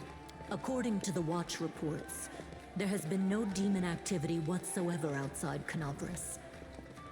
I get the feeling the Fiends are as shocked by what happened as we are. Hogging on the food at this end of the What table. happened in the garrison? Bring it up here. What you did? I got nothing on my side. It was a miracle. Hey, I Beth, truly pass the believe ham. that the gods remembered us and decided to intervene. Darren's drinking. Seal is drinking. This guy's passed out. Woljif still got his spear just in case. Oh, he's still got his... Oh no, he stabbed himself in the eye. You shouldn't do that with the knife in your hand. Beth, come on, you agreed. No serious business today. All right, I'm done. No more. Who would have thought we'd be celebrating a successful attack on the Grey Garrison, our own fortress? Who'd have thunk it? Below the roof off the place. This lady is dancing. Old ladies are partying. It's simply unforgivable. While we're on the topic of the roof, there's already a rumor going around that you have been blessed by Iomade herself. And it was her power granted to you that destroyed the garrison's walls and roof. And it turns out the people want a little piece of that blessing for themselves. The townsfolk are gathering chunks of the garrison's rubble as souvenirs and talismans. And I'm sure they'll hit the black market soon enough. Oh, yeah. Here, read on this for me. For good luck. A piece of gray stone.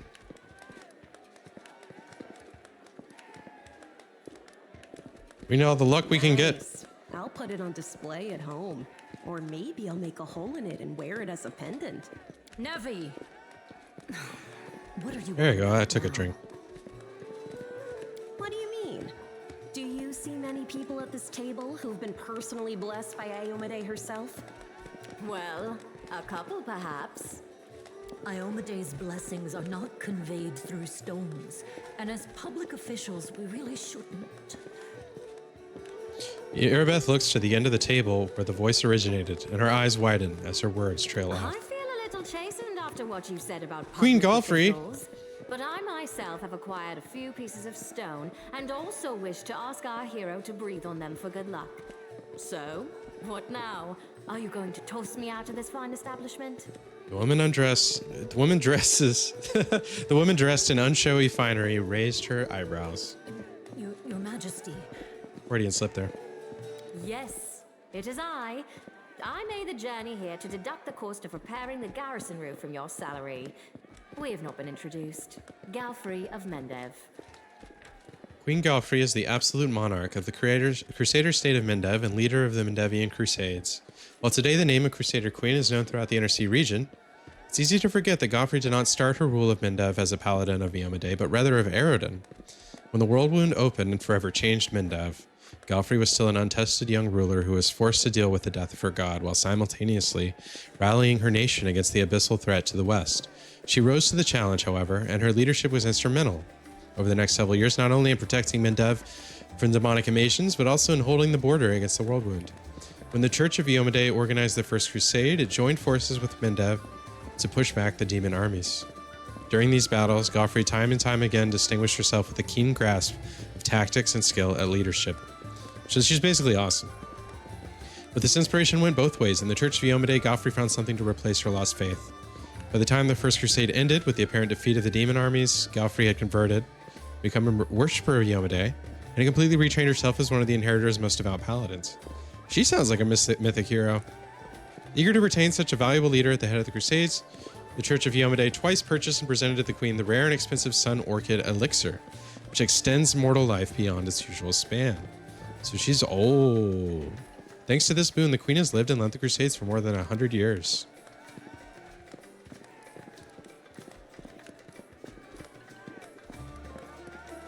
The rumors of your beauty were not exaggerated. Compliment. So, this is what he looks like. That's what Jack Sparrow would say. Mendev is talking about. News of your deeds reached me even before my messengers could. Your Majesty, we were just... I'll have them arrange. Calm yourself, Commander. I deliberately I love this did tavern not music. have any fanfare because I did not wish to draw attention away from our honored hero here. My personal guard and the force I brought with me are standing watch outside the city. I ordered all your sentries to stand down. They also deserve a break. Every person who tirelessly fought to save Canabris will enjoy themselves today. And my reinforcements will ensure peace and order.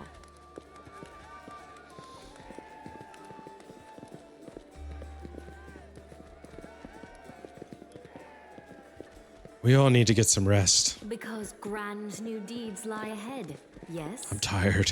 Your Majesty, my dear cousin. I'm corrupted. She's his cousin? Count, I admit I was surprised to learn that you valiantly joined the ranks of the city's defenders. Pleasantly surprised. I live to please you, my queen. My first thought when Daskari cruelly robbed us of noble Tarendalev and half of Canabris' crusaders in one fell swoop was of you, my queen, and of how these events would weigh heavily on you. No one could have foreseen the demon attack, and we have so successfully held the defense here for 4 heroic crusades. I'm going to drown him in the nearest well this very night. I value your dedication and your eloquence. I hope you will continue to aid our soldiers.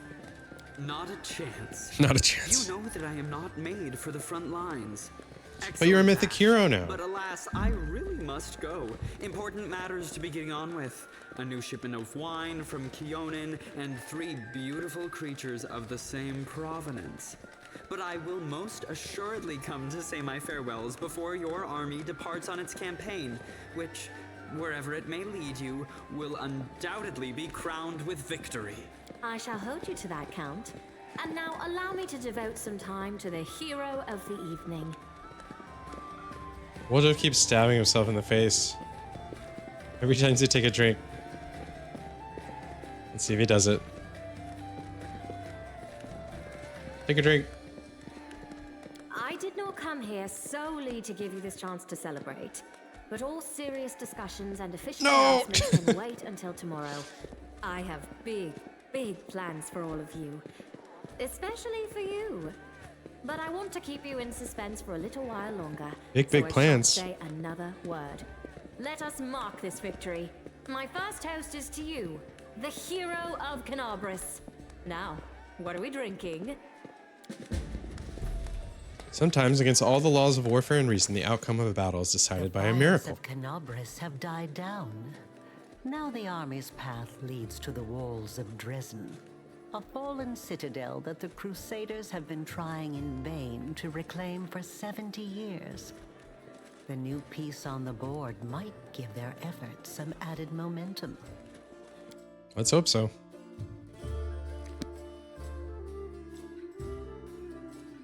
Another tavern banger.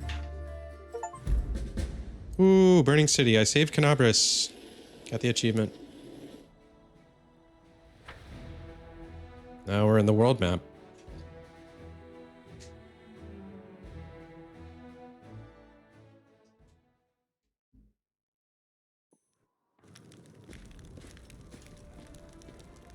Is that him next to Irbeth, the hero who saved Canabris? The queen is coming! The queen! Rise, warriors.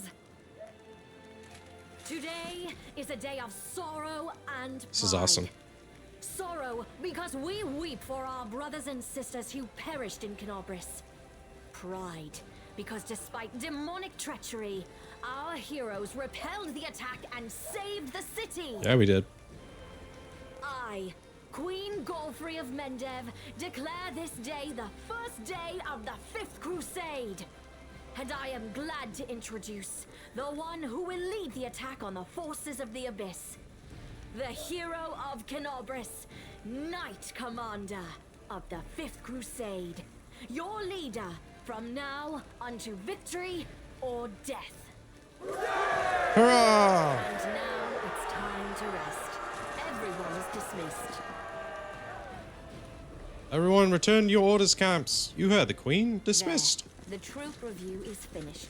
I'll give you some time to look around the camp, and then I shall expect your presence at headquarters.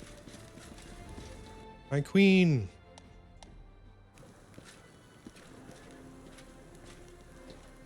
Commander, please allow me to join you while you inspect our encampment.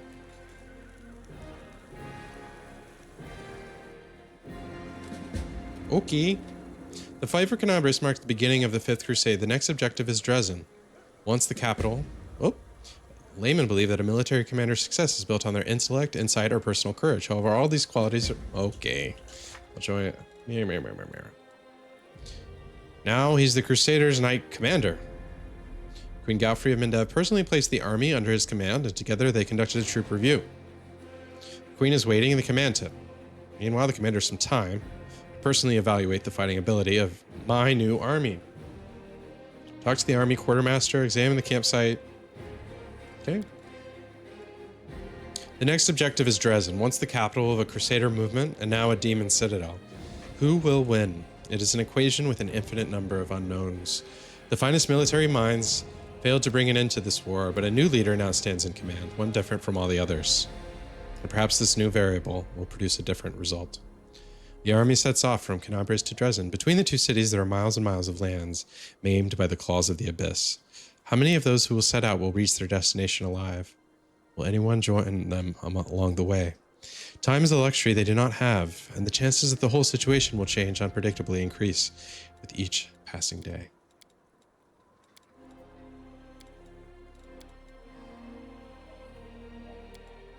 A squawkabilly. Squawkabilly appeared, you better catch it.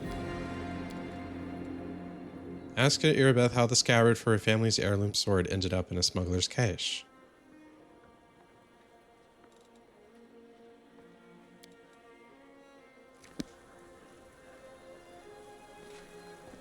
Let's head out. We should. Looks like I leveled up also. Let's go ahead and do that. Sticking with sorcerer. Arcana knowledge. Magic device knowledge.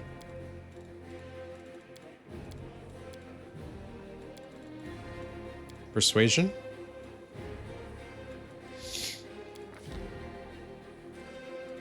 What level 3 spell to take?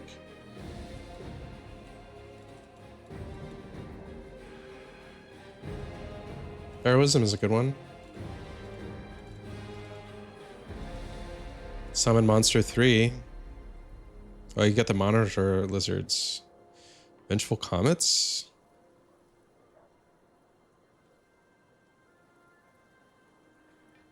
That's pretty cool.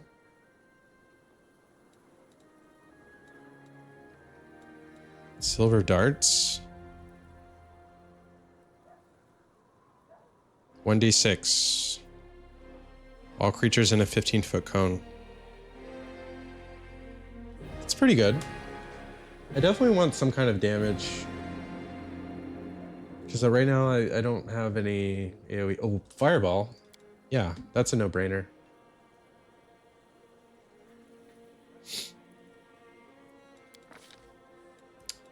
Fireball, thank you very much. Let's go ahead and equip that.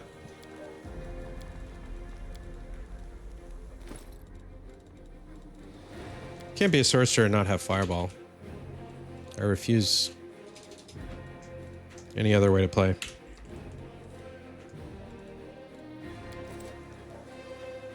Where is it though? Oh.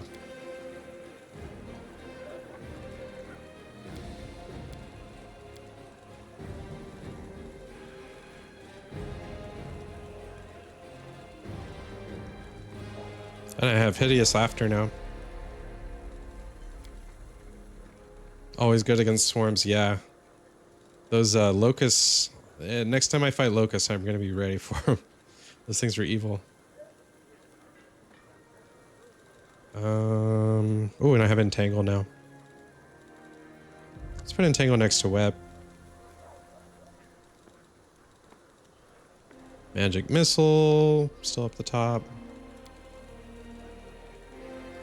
Invisibility.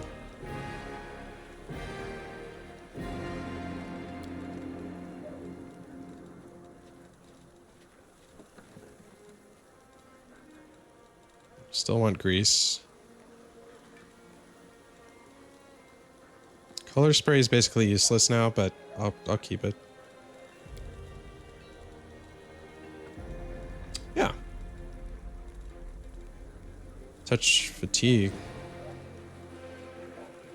I don't really need my ignition cantrip anymore. Okay. Who can we talk to? Crusader Wizard. Finally, we're on the offensive. I'm so tired of hiding in old. I hope we meet Ascari and Baphomet soon. I have numerous questions for them. Storyteller. The old elf smiles when he hears your footsteps. Allow me to congratulate you on your victory and on acquiring mythical powers capable of casting down the strongest of demons. Take a look at the page I got from the Great Garrison. The storyteller carefully takes the page from your hands. His fingers touch the ancient letters gently, examining them lightly, following their lines. I see myself, young, energetic, able to see. Oh gods, have I found the key to my past? Finally, I will find out what my own mind has been hiding from me. The elf's expression becomes withdrawn. The wrinkles on his face soften. Thank you, Rayflor, and please follow me to my story. Let us embark on this journey together. The storyteller inhales sharply a few times and begins his story. They are leaving. The people of Kionan faced the coming earthfall and admitted they were incapable of handling this disaster. Earthfall is the name of a cataclysmic event in which a shower of meteorites impacted Golarion in minus 5293. 1,000-year age of darkness. He lived through that. That's crazy. Proud rulers, artful crafters, brave warriors, wise mages, and skilled healers, all of them hurry to the gate of Solvrian, looking out fearfully. A clean, safe world is waiting for them there. My people decided not to fight for Golarion. I am ashamed, and I am sorry for them. Their hearts wavered in the face of the catastrophe, but my will is strong. I am staying.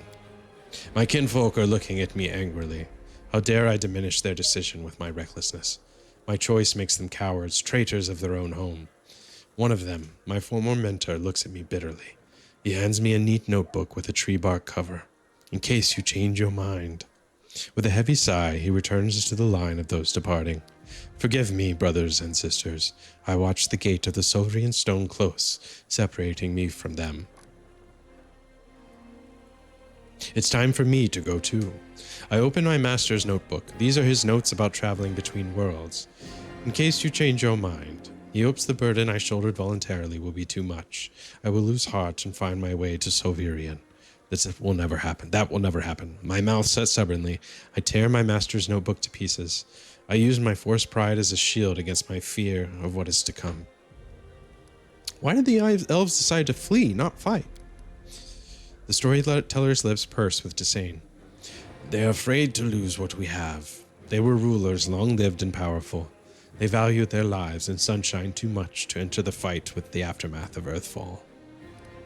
Your mentor is a mage. Then you must be too, yes?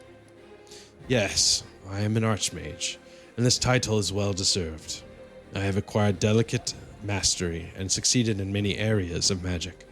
But curiosity has always pushed me towards new knowledge since the first day of my apprenticeship. What is the Solvrian stone? Magnificent crystal bent into an arch by a mighty hand of an ancient divine creator. Our great gate of the worlds. It breathes power. It dreams of eternity. Why are you angry at your fellow elves? I spent too many hundreds of years in Kionan. I have always admired the way my kinfolk cared for the forest that was our home. But the rest of the world seemed to mean nothing to them. But I love Golarion, all its places, all the forms it manifests in. I traveled widely and then came home and told my kinfolk about my travels. But they weren't interested. They only cared about Kionan. Their lack of desire to hear about the wider world makes me sad and angry. What happened next? Earthfall happened at night. I'm standing at the top of my tower many miles to the north of Kionan, and I see a blaze far in the south. I hear a horrendous rumble. The air is groaning, giving way to a huge rock rushing down on my world. And then, a blow. Vibration that penetrates everything, reaching down into the bowels of Golarion and up into the vaults of the sky. Crunching bones, blood from birth vessels, filling my eyes with darkness, drowning in timelessness along with the countless denizens of Golarion. Never before have we been so united in our feelings. When I come round, the darkness remains. My first terrible thought, I'm blind. But no, little by little I begin to see the stone wall. I am alive, but why is it so dark? The answer is quick. The smell of ash everywhere. The great burnt sacrifice filled the air with incinerated particles of what was recently the continent of Aslant. Oh, it's kind of like Atlantis.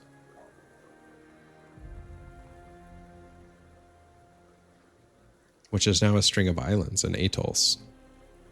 I wonder if we get to go there later. Great clouds of ash covered the sky, cutting us off from the sun and the moon, dooming us to dusk at day and complete darkness at night. My heart sinks with fear. Treacherous thoughts fill my mind. Why did I stay? Why didn't I run like everyone else when I had the chance? I clench my teeth and stand up to watch Earthfall, proudly like the last archmage of Kionan should. Will my world really perish like this? Will I perish? No, that will never happen. I am still alive, and I can fight Earthfall in the darkness, not run from it in a blind panic like my kinfolk and my cowardly teacher. But what can I do? I will not stop the disaster. I will hardly be able to save empires from their destruction. What can I do? I am but one archmage, powerful and weak at the same time. What are you going to do next? I don't know. I need to think. My opponent, Earthfall, is much stronger than me. Without noticing, the storyteller raises his voice to a shout. It is merciless. It does not simply destroy life. It kills an era, ending the greatness of Galarian civilizations. They will sink into oblivion, be forgotten as if they never existed. I need to think. The elf suddenly winces and is silent for a few moments as he calms his heavy breathing. Forgive me. I shouldn't have raised my voice. This story was much harder than many before it, most likely because I played the main role in it. It is so strange to see myself, feel the emotions tearing me up inside, those that I felt a long time ago, and not remember them. It's like I split. I became both the storyteller and the main character. Too bad the story ended at that moment. Please, if you find other pages covered with ancient elven writings on your travels, bring them to me. I might be able to shed some light on my past, and we will find out how my story ended, and perhaps even why I forgot it. Tell me about Earthfall. Oh.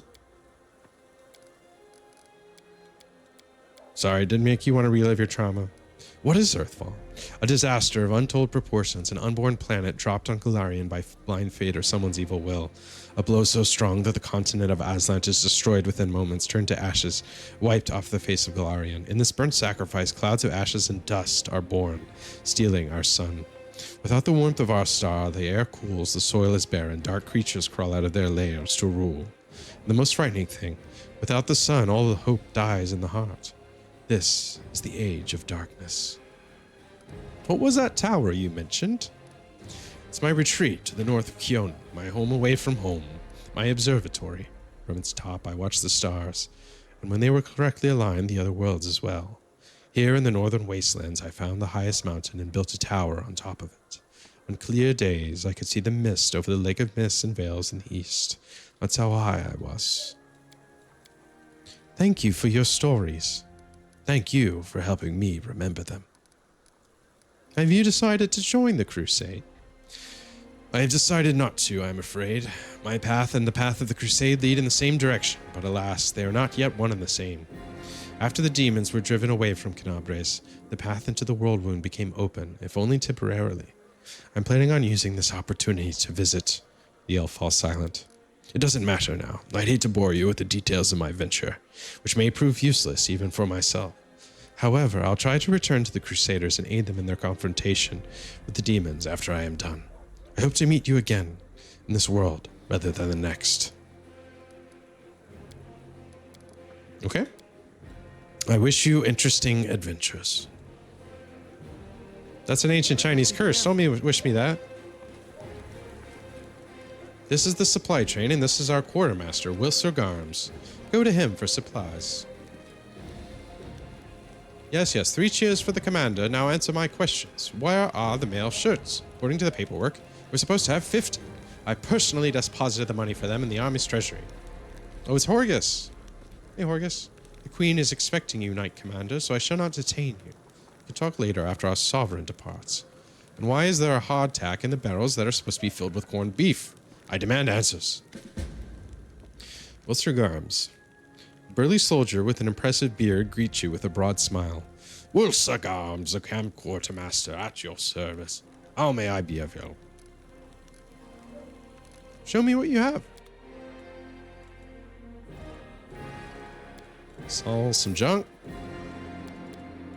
Sell some armor I don't need.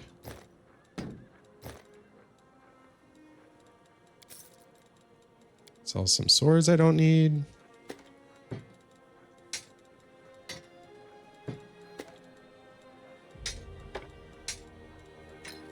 Basically, if it's not magic, I don't need it.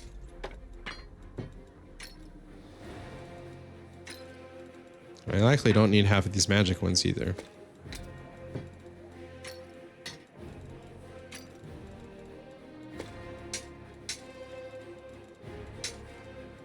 $4,300, that's pretty good. What else we got?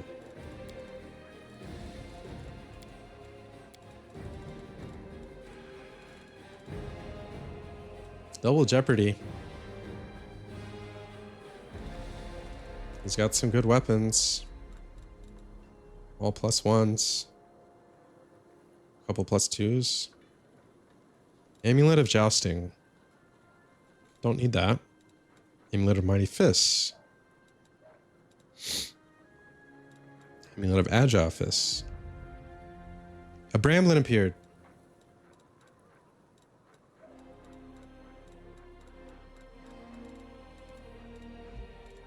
I'm gonna try to catch it.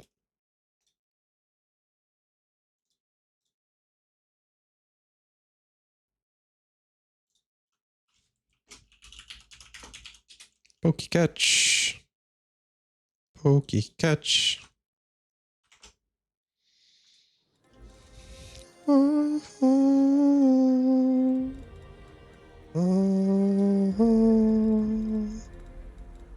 Dun dun dun dun dun dun dun dun dun dun dun dun dun.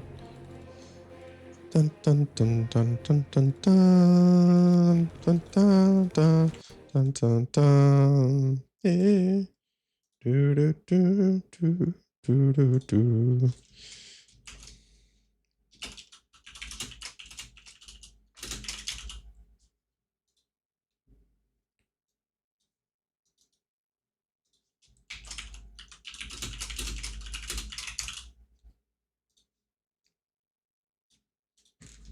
Coming right back, taking a bathroom break.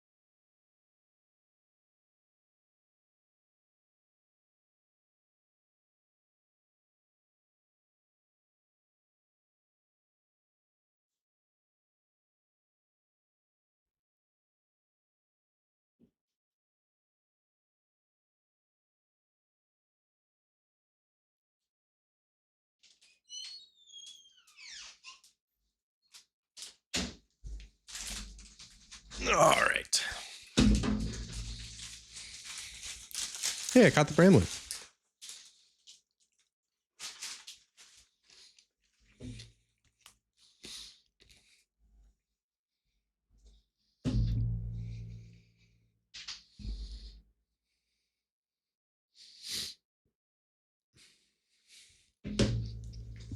Oh boy. All right.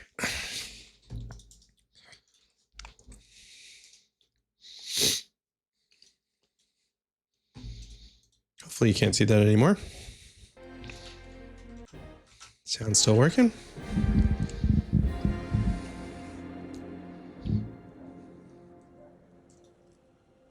Let's talk to this guy some more. Your supply would do with any wine shop proud. Does the crusade really need this much alcohol? Wilster smiles shyly.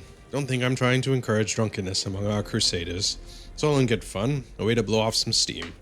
When soldiers can gather by the fire and raise a cup to honor both the living and the dead, it reminds them that life goes on. But those who drink to excess or to the detriment of their duties won't get a drop from me. There's no sight more depressing than a drunkard.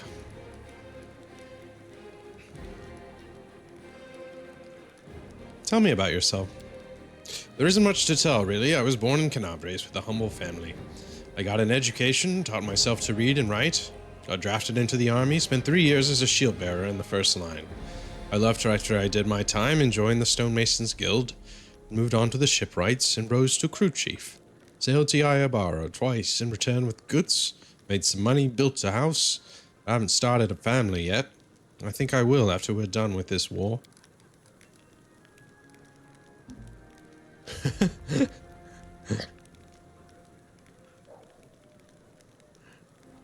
Hi, Mog. Welcome back. What did he say?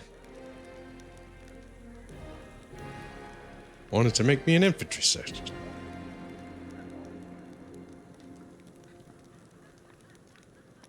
Don't think I'm trying to encourage drunkenness. Those who drink there's no sight more depressing than a drunkard. Yep. What are your duties in the camp? A little bit of everything. What's an officer to a soldier? A strict father. So what does this make a quartermaster like myself? Something like their mum, that's what. I make sure the lads have everything they need to defeat the enemy and come back from battle in one piece. Wilser starts ticking off his fingers. That means wood, firewood, medicine, tents, mended clothes, fixed weapons.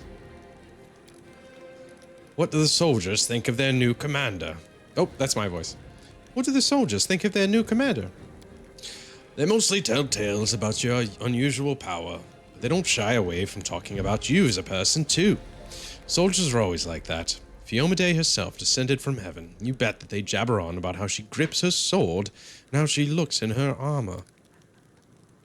Word is that you possess some special magic and know spells that no one's ever seen in Mendev before. People say you can do all sorts of stunts, turning into a dragon, throw lightning bolts, fly across the sky. That you specialize in this one spell that lets you carouse and make love all night, long without ever flagging. I don't know where they got that last one from. You think they weren't righteous warriors of light, but common soldiers. Ha! Wilser says with a genial smile. I have to go. Hey! Yes, I just, so we defeated the kind of big first act boss. I got a mythic powers. I have unlocked the mythic path now, which is basically just a whole second skill tree. So I picked the Fey path. So I have Fey Bloodline now, which gives me, I got a Laughing Touch as a spell. Which is like, that laughing spell from D&D. I got Instrument of Freedom, which is a crazy, like, bolt attack, touch attack.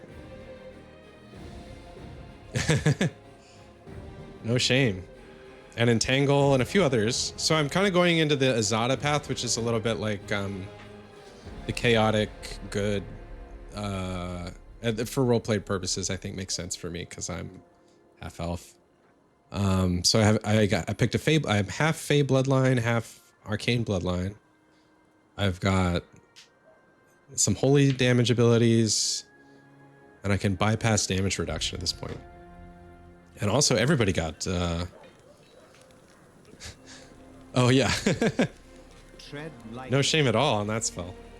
I wish I unlocked that. Maybe that's at level 7. Oh, cutscene. Ah, there you are, you dashing troublemaker, you. Darren flashes you a self-satisfied smile.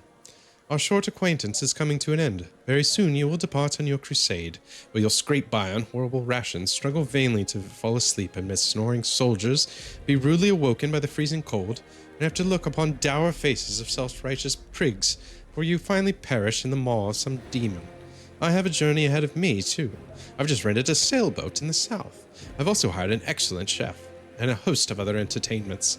Well, to each their own, I suppose. LOL.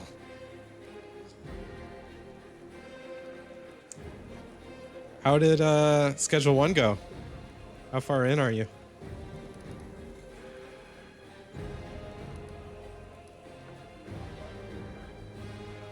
Get lost then.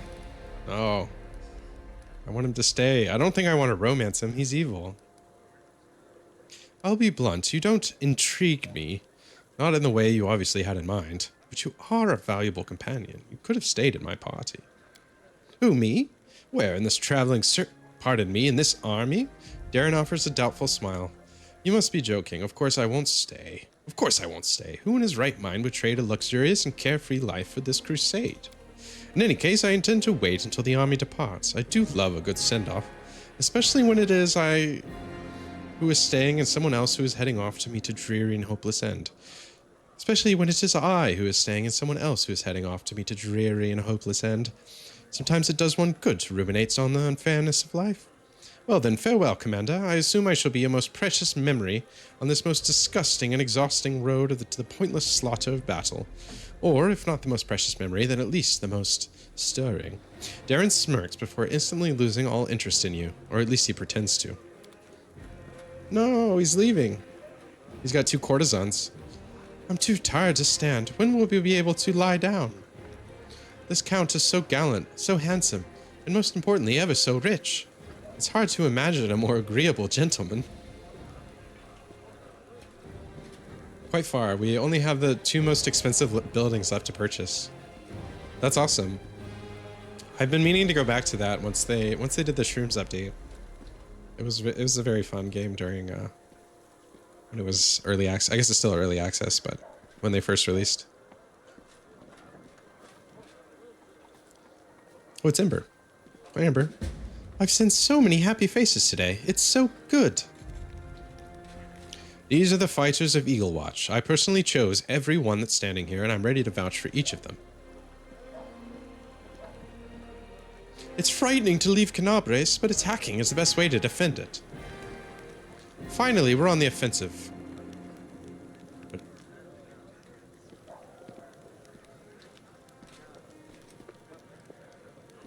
I'm so tired of hiding in a hole. This guy just saluted me. That was cool. Do that again. I like when they salute. They're like helldivers. I'm gone. But yeah, Mike, so we beat the boss, we got the mythic thing, we saved the city, and now I've finished the tutorial. 40 hours in. This is I'm finally progressing to like the actual story. Grandma Gretlin, a well-dressed old dwarf, is lecturing a motley company, shaking her ladle at them belligerently. Noticing you, she flings up her hands. Good afternoon, your commanderness. Do you remember us? We're the crew from the next door theater company, the one you saved in Canabres. I did save them. Back when you weren't your commanderness yet. And as you can see, we're on the campaign with you. We signed up to clean pots and mend the soldiers' clothes. Keeping up a theater is expensive, so we all have to take side jobs. But we don't stop what we're doing. We're going to put a play about your legendary feats. Of course, the crowd scenes are so difficult. We can't find the people to play the hordes of demons, and we decided against using a ritual to summon real demons. They were considering that? Luckily, we have Master Kem. He's invented a way to solve this problem using sound. Kem, the sound master. We caught a pig and put some piglets who ran away from a burned-out village. The glum and husky half-orc mumbles softly. We put the piglets in a box and scare them a little, and the sound they make is just like an approaching demon horde. But the most important question is, of course, choosing the lead actor who will play the Knight Commander. We had a right Barney over it, breaking a number of lances, as well as shovel, rolling pin, and a set of back scratches. We just couldn't decide no matter what. Maybe you can help us. We have 2 candidates that are most suited to the role. One will have the honor of conveying your heroism upon the stage, Commander. I'm to be played by a gnome? Not a gnome, 2 gnomes. Rubbledum and Afarant are twins. One of them sits on the other's shoulders and puts on a long coat, so they can play tall characters. They switch places every so often, so each gets their moment of fame. And that way, they each only have to learn half of the script. 40-hour tutorial. Yes. This game, I've heard, is like 250 hours if you try to do everything.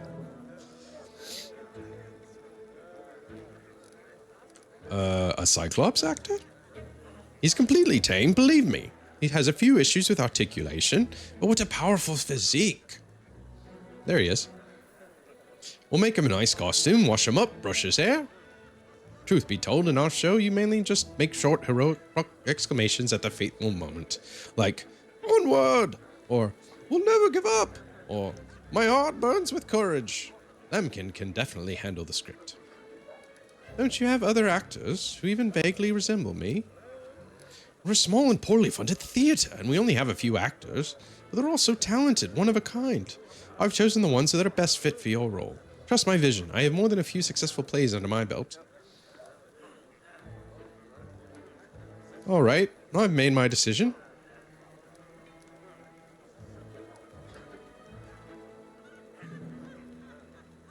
I will be played by the Gnome Twins. Wonderful. Sorry we took you away from all the important things heroes and commanders do. We're off to rehearsal. I mean, first we'll wash some pots, then we're off to rehearsal. Let's go, you lazy lumps. Don't embarrass old grandma now. Yes. The writing is really nice. It's very, Follow my steps. very D&D. Whoever is my DM, I was about to have a word with them because of how hard those fights were, but now it felt amazing when I got through that. A group of soldiers is talking loudly, laughing joyfully, and passing around a flask. So picture this, my sword is by a fire, there's 2 goblins about to snatch it, and 3 more are digging through my tent. I'm set in the bushes wearing just my mail shirt, wondering what the blast to do. An old mercenary taught me about the mail shirt. You can't sleep in armor, but it's not so bad in mail, once you get used to it. Too bad no one told me not to go into the bushes without my sword. So what did you do? What did I do? I barked like crazy. Goblins are afraid of dogs, you know. So they all went wild and started running around. I spot my sword and they spot me, so I jump over into the fire, wearing nothing but my mail shirt, and I grab my sword and I yell in my big tough voice, "Oh, Inheritor, grant me the power to crush these filthy creatures." My sword's shining, the goblins are screaming, I jump to attack them, and they fight back. But I fought them off somehow, and ever since I can't never take a step without my weapon. Sela takes a sip. Ha ha ha, that's some story. Hey, stop gulping, leave some for us. We've only just set off, and you're already drinking, and with the queen in the camp. Stop this at once! The knights quickly snap to attention. Sela raises the flask and says loudly, "Right you are, Commander Tirabade. We are but drinking to the queen's health." "Give me a sip too, to Her Majesty's health."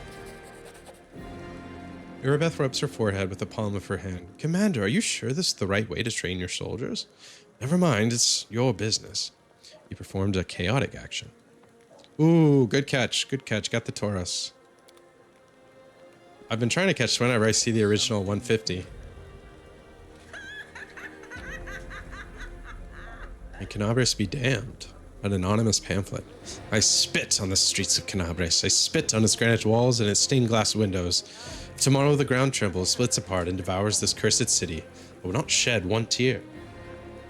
No one here, not a single soul, deserves any compassion. Everyone who lives in this city is a criminal. Gem 1 all the way. Ask anyone on the streets what they know of mongrels. The answer will be dumb silence or the lowered eyes of a scoundrel who knows their crimes but doesn't want to think about it. Mongrels, a disgusting nickname which the residents of the city have given to the brave Crusader heroes who defeated the forces of evil but paid for it with their health. Covered with scabs and tumors, bloated and gnarls, they were no longer beautiful. Okay. Let's head out. I get the idea. Commander? There are fighters here that Her Majesty brought from her capital. It is an honor. Let us be careful. I have my own army now. Things are looking up. We'll talk to the field medic. This is the field hospital. Alas, the clerics of Canabres suffered especially heavy losses. Oh. Didn't mean to do that. Go back inside. Oh, it's Camellia. Beautiful day, isn't it? Vasily. We are few, but the gods are with us. The prayers of the good people. Dear lady, you've been standing here for a long time. Would you like to help? Kiado. Who, me? Definitely, I would not. Teacher, I sharpen your quills. Good. I need some quills. Where's my inkwell? Shouldn't you guys be helping this guy? It's just a flesh wound. That's my first Monty Python reference of the game, I think. It's just a flesh wound.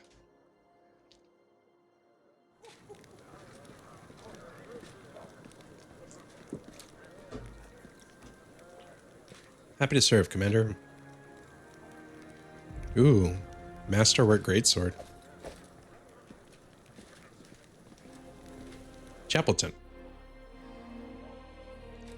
We outfitted this tent to be used as our chapel. Even the less pious crusaders will come here to say their prayers. Altar of Torag, the father of creation, the dwarven god of craft and kin. Altar of Serene, the healing light, the goddess of the sun, healing, and redemption. Desna, the great dreamer. She had a temple. She's the one associated with the Asada. Altar of Aristil, old Deadeye, the god of hunting, farming, pastoral life. This place has been sanctified. It can protect the area around it from the corruption. Altar of Iomade, the light of the sword, the goddess of justice and valor, and the patron of the Crusades. Ba, ba, ba, ba. Follow my steps.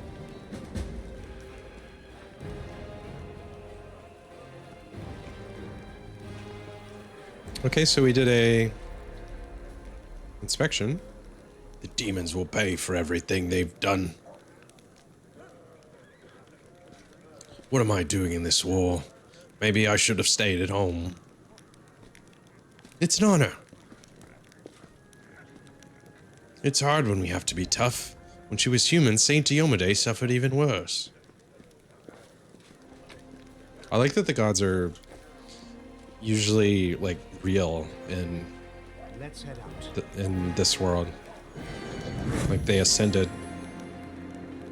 Do we talk to Horgus? Can't talk to Horgus. Commander, Jernog. Good day, do you remember me? I'm Jernog. We spoke in Defender's Heart, so you're the commander of the Crusade now. Everstill knows it's hard to imagine someone worthier of taking up the post than the savior of Canabres. May the good gods help you prevail. Who are you? I remember you. A humble priest of Eristil. I completed my trials, took my holy orders only recently. Now I'm serving my god and the people to the best of my ability. What were you doing in the Defender's Heart? What I was bound to do under my holy orders. I healed the wounded and buoyed up the healthy to fight another day. Have you joined the Crusade? Don't take it to miss, but no, I haven't. I have my own task. I'm needed in Chili Creek, a tiny hamlet which, due to oversight, has been left without a priest these many years. I'm about to set sail for there. I'll be making my journey along Old Man Selen. I have to go. May Eristil watch over you. Do you know what the queen does to people who keep her waiting? I don't, but I better something to find out. Let us be careful. Did I talk to everybody? Oh, it's Lan. Hey, Lan. Hey, Ray Flor, I was trying to say the Knight Commander commands the Knights really fast, and I almost twisted my tongue. The Knight Commander commands the Knights. That's not that hard to say. Commander?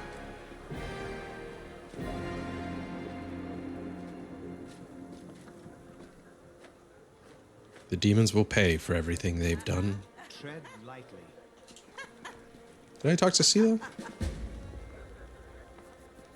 Now that the trouble in Canabres is in the past, it's time to visit the camp.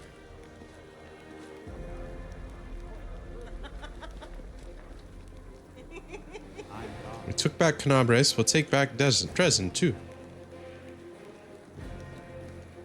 Lambkin the Cyclops. Lambkin is my name. I am Actor. I'd rather shovel horse shit than soldier's club. Shit smells better. Wouldn't be surprised if it tastes better too. Hey brother, you're looking pretty thin. Is all this mess caused you to lose weight? You've got to eat.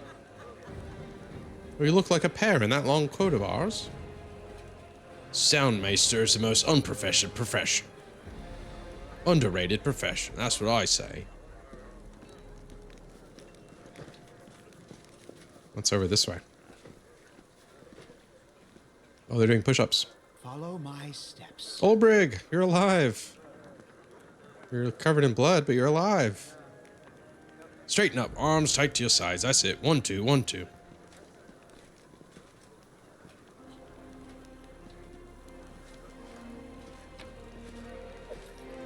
Take some of that.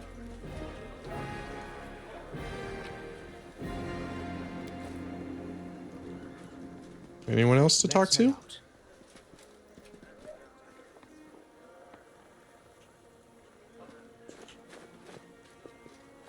Doesn't seem like it. Oh, I missed a crate.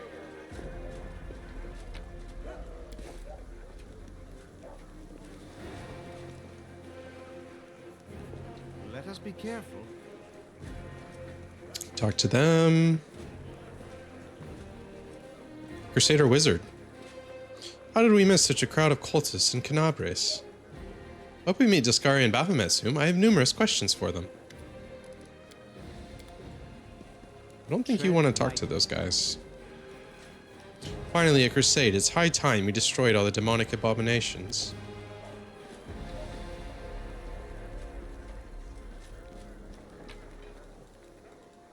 Okay. We just go in here. Tirabade's tent. This is mine and Anevia's tent. We're both used to traveling, but the queen insisted our tent to be furnished like a commander's. Follow my steps.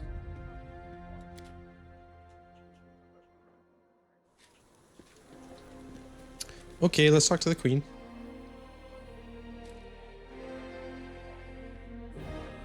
The Otur Hawkblade. My respects, Commander. I hope you will be able to spare me some time after all the formalities. Queen Galfrey. Oh, it's my chest. Okay. Want to put away some writing, maybe?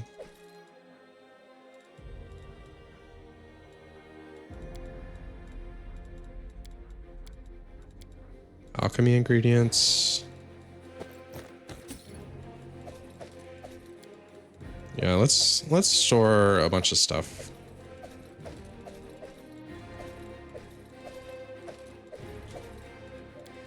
Okay. The Queen greets you with a stare. She has dropped the pompous air with which she announced the Fifth Crusade. The face of the ruler of Mendev appears calm and thoughtful. She has made her move and now awaits her opponent's reply. Commander, I'm satisfied with the troop review, but I do not expect they will be sufficient for the task. You will have to prove yourself a shrewd leader and hire the necessary troops with the provided funds. I have chosen a target for your campaign, and that target is Dresden, our lost outpost within the World Wound. The Sword of Valor was kept there, a banner that was once carried by Iomade herself. Our greatest relic was lost when the city fell. I should make one thing clear from the start. The Sword of Valor is no mere symbol, but a powerful weapon against demons. The holiness of the banner weakens them and robs them of one of their most dangerous abilities, teleportation. A forced march to Dresden awaits you. The Sword of Valor is kept somewhere within the Citadel. The demons probably think it's a hunting trophy. Its recovery is just as important as retaking the city itself. I hope the task is clear. I'm sending 2 specialists to help you, along with the soldiers. This stream is sponsored by Waterloo. Waterloo. And a cleric. You can kill demons better with Waterloo. One of the famous inquisitors of the Church of Iomade also wants to talk to you. The Honorable Leota, whom everyone calls Hawkblade. I do not wish to keep you, Commander. The matter I must discuss with you is extremely important, but it is not directly related to the Crusade. You no doubt wish to meet your new comrades and speak with Her Majesty. Therefore, I shall leave you now, but I ask that you seek me out. It is the Queen. At your earliest convenience. The Queen herself. She's apparently like 200 years old because the people liked her so much they kept buying her magic potions that would extend her life to fight in the Crusades. Hi! Listen, it's amazing here. It's like I'm Are you a party member? ballad. There's knights in shining armor, deadly dangers, glorious feats. We are going to show those demons. Yeah, she's tired kind of sitting in a library reading books about history. It's time I took part in it. Oh boy. I'm glad to help our cause, Commander. If you have some time later, I'd like to speak with you further. You'll have plenty of time to talk. You're the Knight Commander's people now, his trusted advisors and companions. Now then, will you please leave us? Irabeth, you can go too.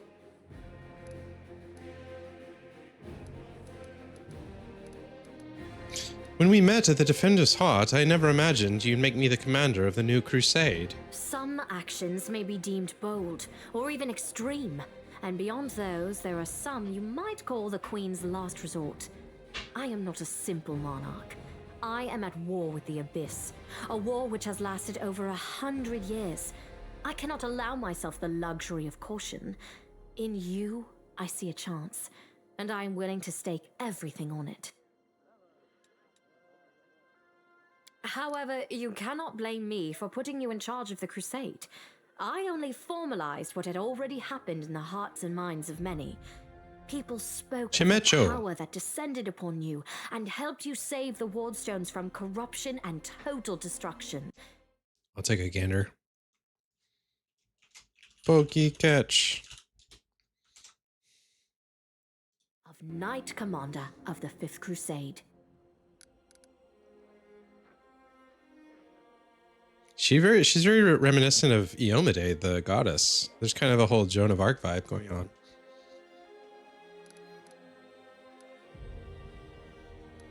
I have some questions about my mission to retake Dresden. Of course, I shall answer. How did the demons manage to conquer Dresden? That's a good question. Its walls were built by dwarf craftsmen, and the power of the Sword of Valor protected the city.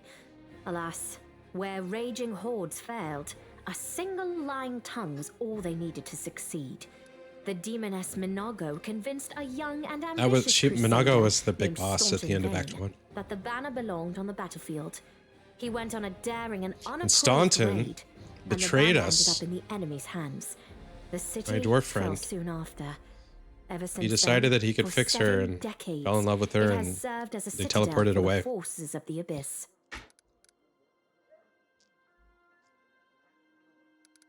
Staunton Vane. I saw him at the Great Garrison. He defected to the demon side. Oh, really? I wasn't informed of this. After Dresden Yes, fell caught the Chimich. because of Staunton, he was nearly sentenced to death. He deserved it. In wartime, men are hanged for far less. But you have no idea what a terrible sight it is. A raging crowd of crusaders baying for blood. Never have my fighters looked so much like the demons we are fighting. I commuted Staunton's sentence and stripped him of his rank. Not just for him, but for my army and my country.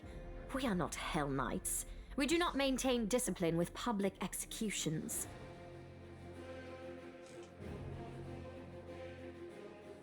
Okay. Hell Knights are... Unlike paladins, they are interested less in social good and charity than in foundation and stringent maintenance of order. They're more like inquisitors, I guess. We do not maintain discipline with public educations. You should have exiled him, let him go wherever he wanted. That way he would have either changed his life for the better, or realized he had no one to blame but himself.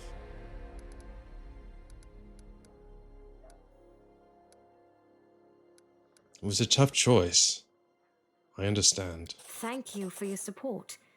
The longer you live, the more things you do, and the more criticism you endure. Tell me Today, about it. Many blame me for all manner of reasons, and few I like this try lady. to understand my actions. She's got my Your vote. words warm my soul. What forces are at my disposal? Everyone we saw today at the parade. First among them, the Eagle Watch, who remain a powerful force thanks to Irabeth's resourcefulness. Also marching with you are several minor knightly orders, as the minor volunteer units like to be called. And finally, I have personally selected some recruits from Neurosian. They have little in the way of battle experience, but great determination and Cool. a thirst to prove themselves. I've always thought that an army benefits from at least one such unit. Some rookies, but with the thirst to prove themselves. These forces, as I said, are not enough for a march on Dresden. You will have to hire additional troops with the funds that have been provided to you. But for a brave commander, and I hope you are one, that is just the beginning. If you retake Dresden, recover the holy power of the Sword of Valor, and gain a foothold in the region, then new armies will join under your banner. The Fifth Crusade is only beginning. Many battles and victories lie ahead. She seems really good. I hope she doesn't end up being a demoness in disguise or something. To be clear, I do not know the story. Yeah, I feel like, if anything, she could be Aomade in disguise, or like as a mortal. Or maybe she ascends and becomes a god by the end. Because she just seems like she's primed to be ascendant. We already had one character defect, so I don't think they're gonna do that again with her going demon. But she could get killed also. Like, what if she gets killed like right at the end of this? And I'm kind of on my own. It's been decades and no one has managed to retake the city. Why do you think we're different? We have a chance now that we haven't seen in decades. But it's more than that. You created this chance for us by foiling the demon's plans in Canabris. The army who attacked the city came straight from Dresden. Demon hordes from the Abyss are usually encamped there, but many of them perished on the streets of Canabris. We must attack swiftly before they can restore their forces. When the city is free and the Sword of Valor appears before our soldiers, they won't be sending in any more reinforcements. Demons cannot teleport into an area protected by the banner of the goddess. What about long-term goals? Do you know how to get rid of the world wounds forever? Now you are talking like a real knight commander. However, this is also the 5th crusade, like they failed for 4 previous times. Bar the demon's way. There are a few planar rifts leading to the Abyss across the territory we call the World Wound. The best specialists we could find have tried to close them on separate occasions, with no success, as you may have guessed. The World Wound is more than just a chain of portals to the Abyss. We do not understand its nature yet. The methods of rift closure known to magical science simply do not work here.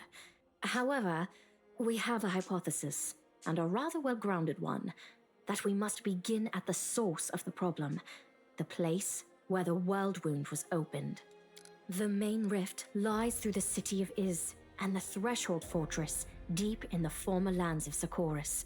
We have never That's where managed to fight Ulfrig our is way from. so far and gain a foothold to allow the mages to explore the origins of the World Wound. So, the next step, after you succeed in Dresden, is an offensive push deeper into the World Wound, with the aim of reaching Threshold, the very threshold of the Abyss. Piece of cake. This sounds like we can get it all done before supper. Wonderful.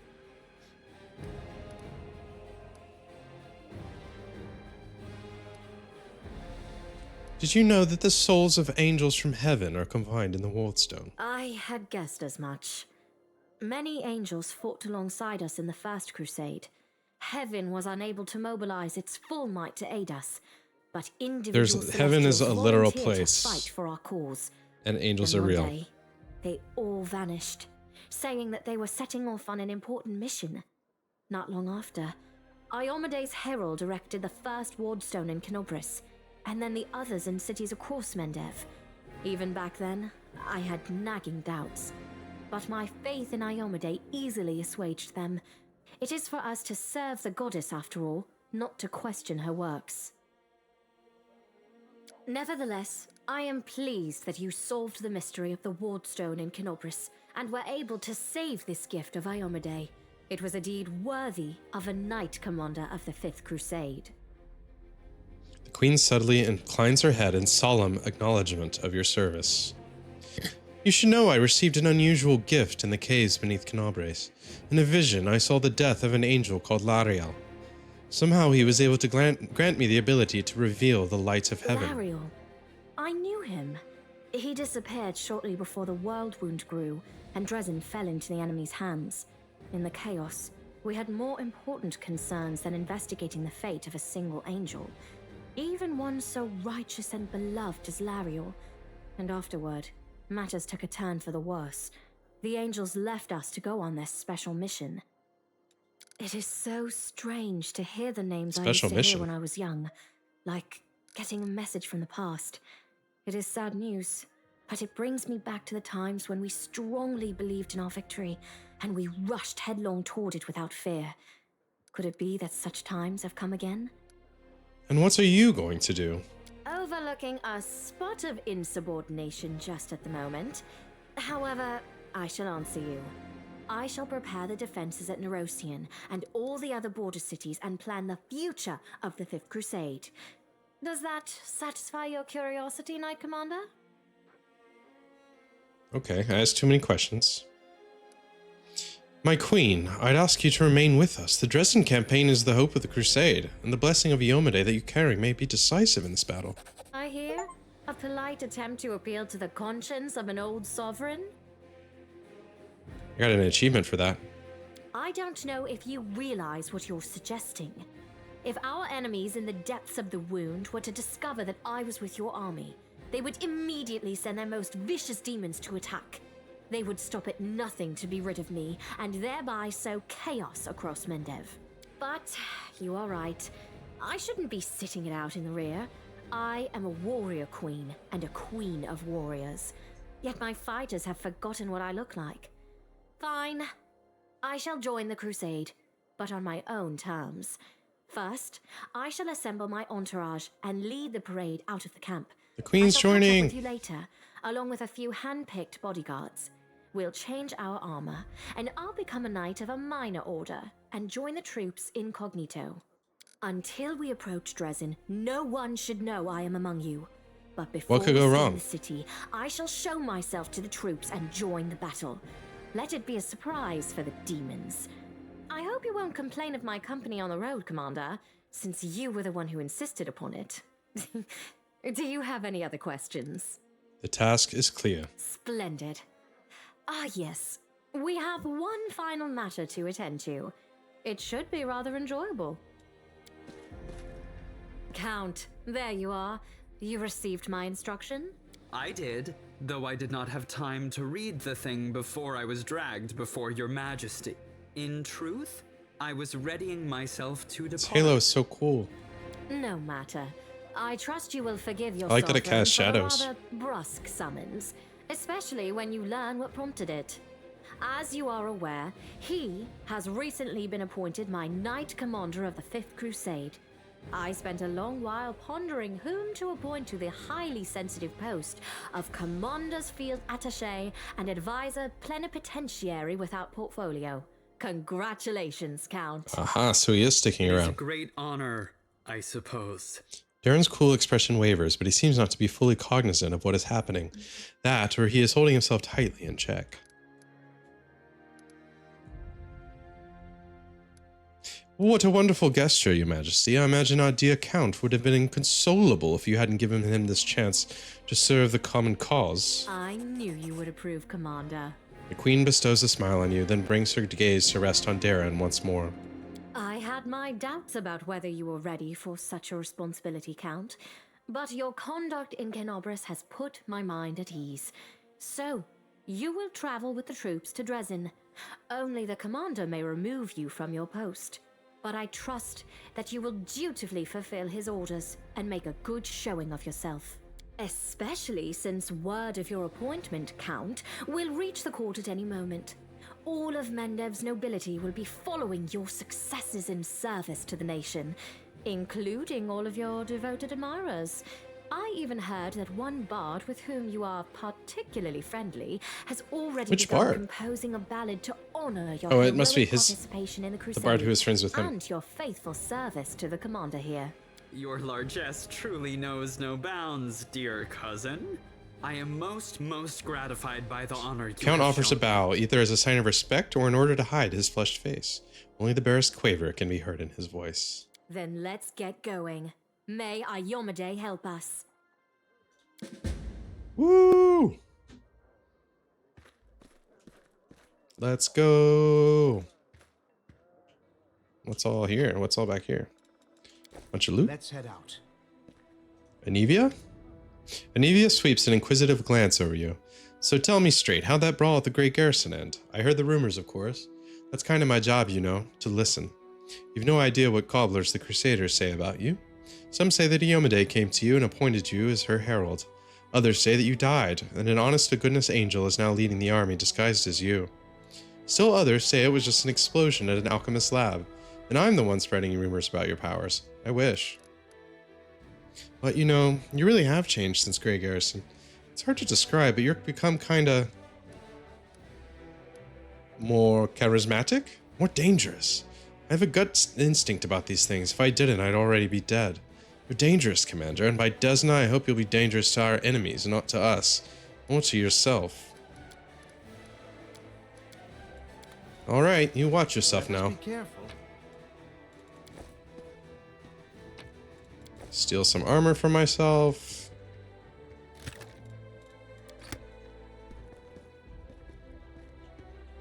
Nothing like looting your own supplies. The road awaits. Tread. I have my own little commander's tent. I've got an army. Here we go. Something's gonna happen. Let's go sell that armor for my tent. I think this might be like a... This might be inflationary. Circular deals. Here you go. Here's all that armor you already purchased. Got 6,500, so I could buy something.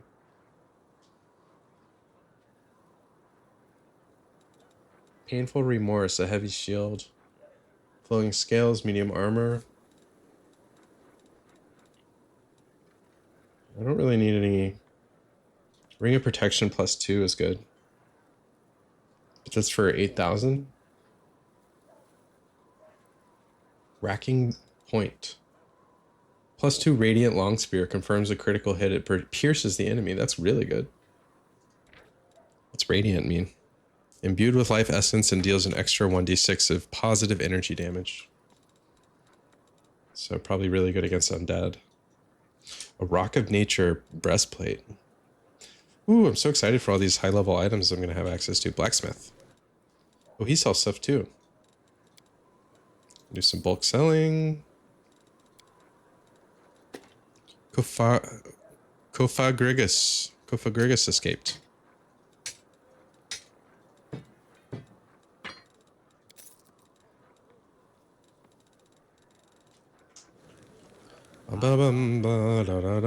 Soziel.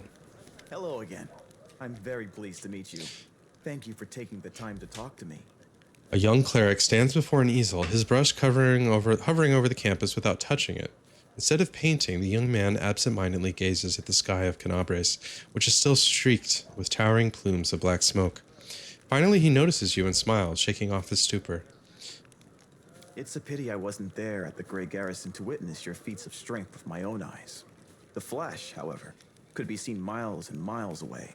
Some people were frightened of it, thinking that the demons had blown up the remains of the keep. I, for one, knew immediately. I like his armor. He's got a bird with a multicolored tail. That there was still hope. In his portrait. Who are you, and how could you possibly be of use to my army? My name is Soziel Vanek. I am a cleric of Shaylin, the Eternal Rose and the Goddess of Beauty. Goddess of Art. Yes, I know that many people would consider me useless in a war. This is not a usual war, though. Just consider our enemy. The Abyss and his demons are the very embodiment of everything evil and ugly in the world. Good night, Mog. Perhaps a disciple of kindness and beauty Appreciate might it. come in handy. Catch you next time. Thanks for stopping by.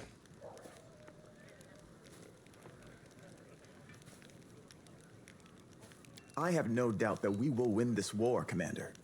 We just have to. It is our destiny. My role is to help you, and all those standing by your side in this struggle, to survive and flourish. Everyone deserves the chance to find peace and happiness in the world that they are defending so selflessly. Oh.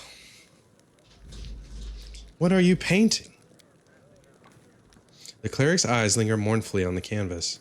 The unfinished painting depicts a temple crowned with a rainbow-tailed bird, the symbol of Shellen.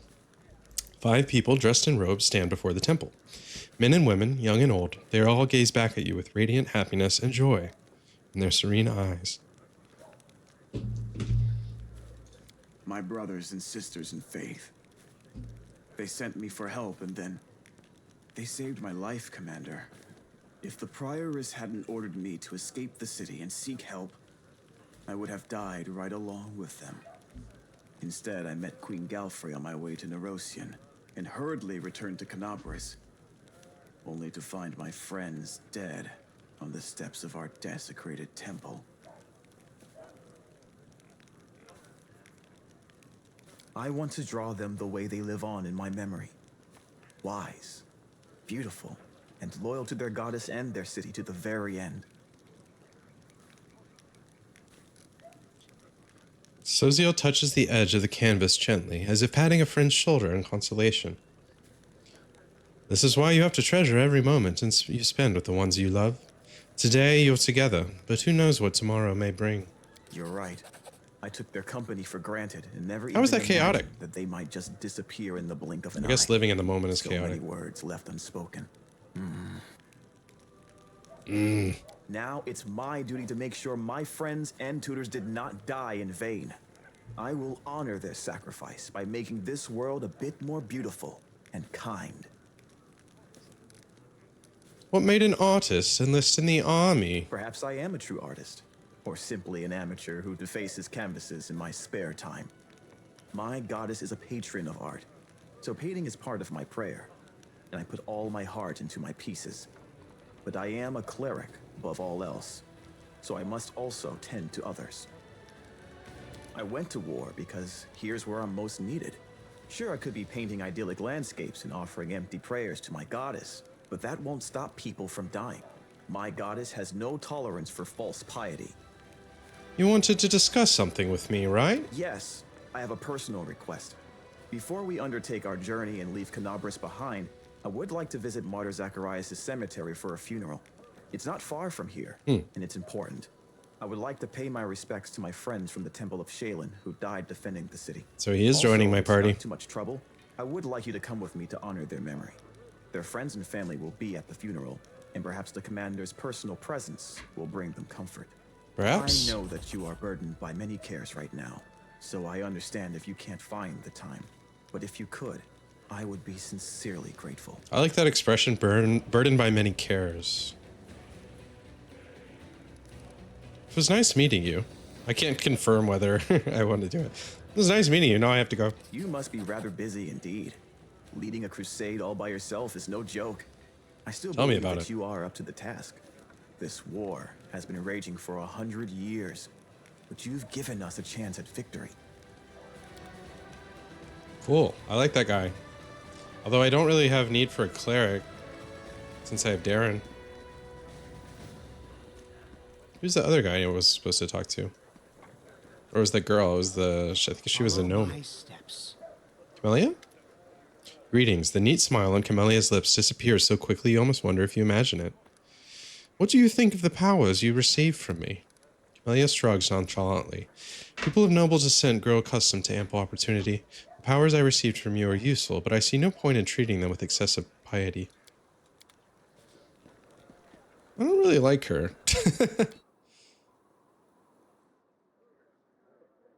Nara, here she is. Knight Commander, how can I help? There's so much I can do, just ask. Nara looks at you with eyes filled with enthusiasm. She's holding a notebook and a traveler's inkwell. You've probably heard about the wound I have, the one that sometimes opens on my chest. Can you perhaps tell me if it is some kind of demonic curse? Yes, indeed, I've been told of your affliction. Nara peers at the center of your chest. Can you will the wound to open? No, that's a shame. What can you tell me about this wound? Well, it's difficult to say. I know of blades that leave never healing cuts, of poisons that stop wounds from healing. I've heard of witches' curses that are rewarded with eternal wounds, but wounds that seem to reopen and heal over and over? Perhaps you know of other cases like this? Let's think. In 4671, a Mendevian army corporal had all his bones and cartilage turned to glass. In 4700, a scribe in Canabres had all her skin simply come away like she'd been boiled. And in 4638... You don't happen to have insects crawling over you? Locusts? No? Rats? Perhaps? Too bad. Ra looks at you with genuine regret. Do you think it's dangerous? It is most likely dangerous, yes, but you are under the protection of Iomade, Commander. She granted you mythic power, as they say. Surely the Inheritor would not leave you to face this alone. Have you perhaps noticed that the wound opens at moments when you waver in your faith? Perhaps it is triggered by doubt? Frowning, Nara looks at you with sincere concern. Thank you for your answers. I'm sorry I couldn't tell you anything useful. I'll be sure to study this matter and consult a few of my encyclopedias. Tell me about yourself. Oh my, I could tell you so many amazing things, and you choose the most boring one of all. But all right, about myself then. Where are you from? Isger, a small piece of land that proudly calls itself a country, although it hasn't been independent for a single day in all the centuries it's existed.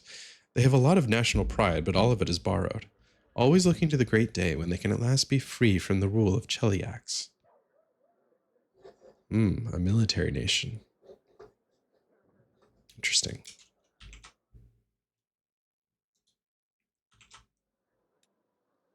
You see, there are a lot of us halflings in the country, but very few are citizens. Most are slaves. I was lucky. I've always been clever ever since I was little, so they sent me to school instead of making me do the grunt work.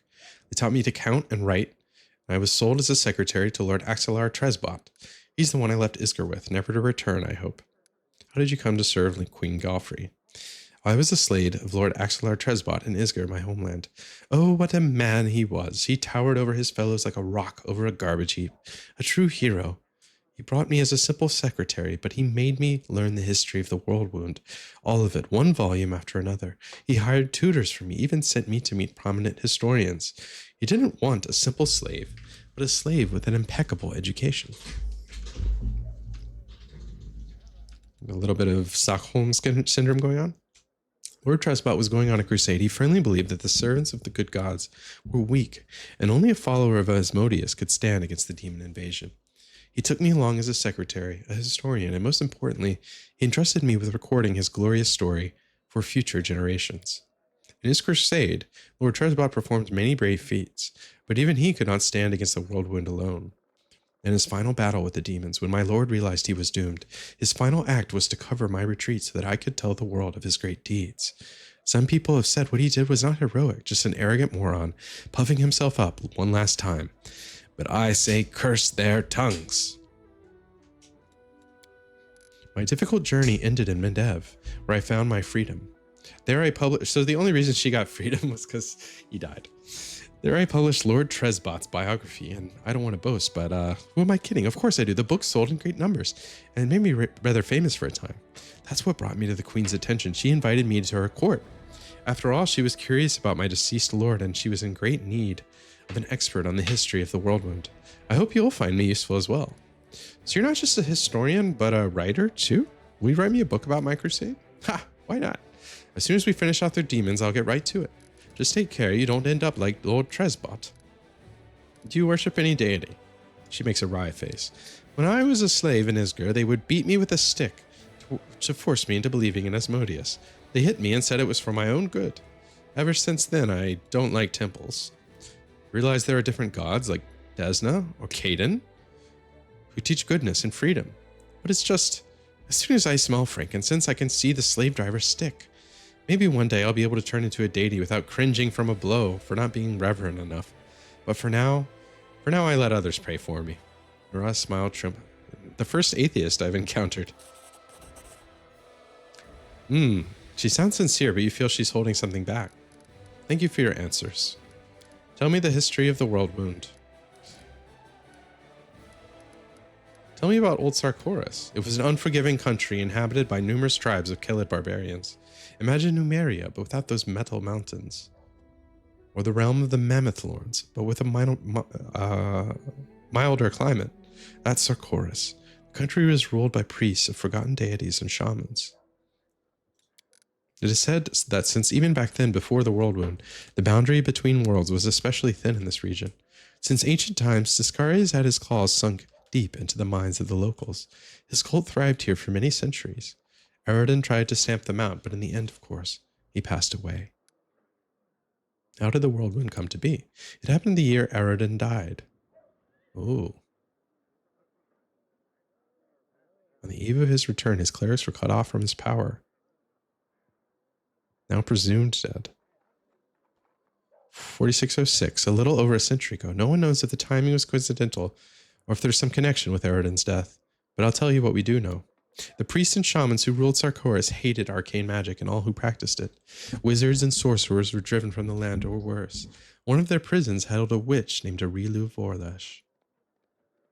Sarkorian witch who initiated the opening of the world.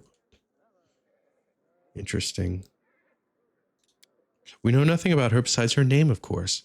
The atrocities she committed. With some unknown method, she managed to harness the terrible power of the demon lord Discari. Together they tore open the barrier between worlds, opening a rift to the abyss in the very middle of Sarkoris. The Worldwound slowly but mercilessly expanded, devouring more and more land. In a matter of years, Sarkoris was a memory. Tell me about the First Crusade. Oh. After a moment of silence, Nura asked softly, "Sometimes I think, what did they do to Arilu in that prison? Just imagine, she was ready to give herself to the abyss. If only demons might devour her torturers along with her. To imagine such hatred, it terrifies me."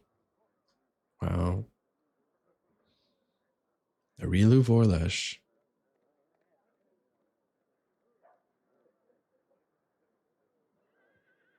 She's the architect of the world wound. It began in 4622. Yes, it took the church and the secular authorities nearly 2 decades and hundreds of thousands of lives before they decided to take action. In the meantime, Sarkoris was only supported by handfuls of volunteers. By the time the crusade began, the demons had already invaded Mendev. The crusaders pushed them back in what must have seemed like total triumph at the time. The forces of good easily crushing the demons on all fronts. They erected Dresden in the lands they conquered, an indestructible fortress and the capital of the Crusader movement. In 4630, 8 years after it began, the First Crusade was declared victorious. Tell me about the Second Crusade. In 4638, the world wound suddenly started expanding and a new wave of demons appeared. The Crusaders were all but delighted. Last time they routed the forces of the Abyss, and they welcomed another chance to prove themselves. But this time, everything was different.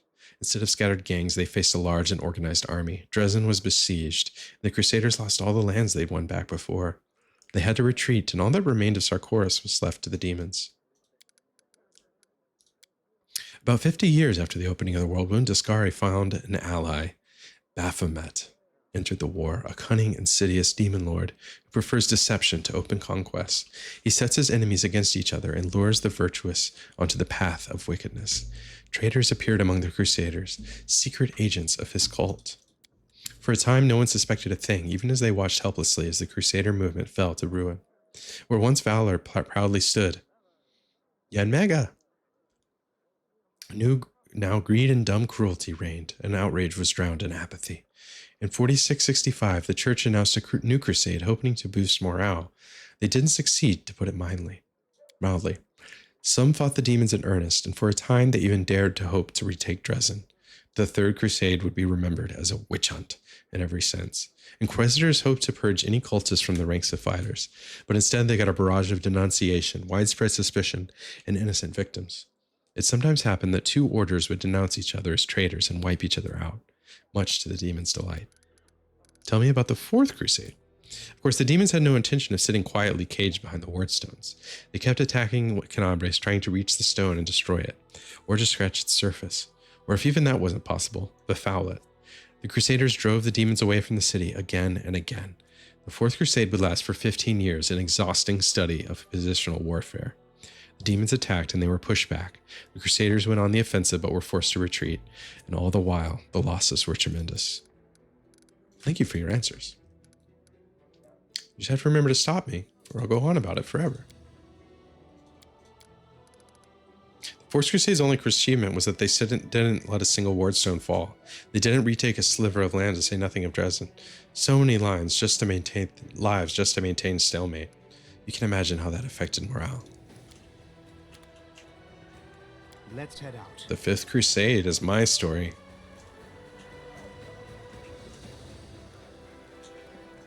Like the inspiring music. Helor nods approvingly. You've earned the title of commander. Canabres still stands to thank you.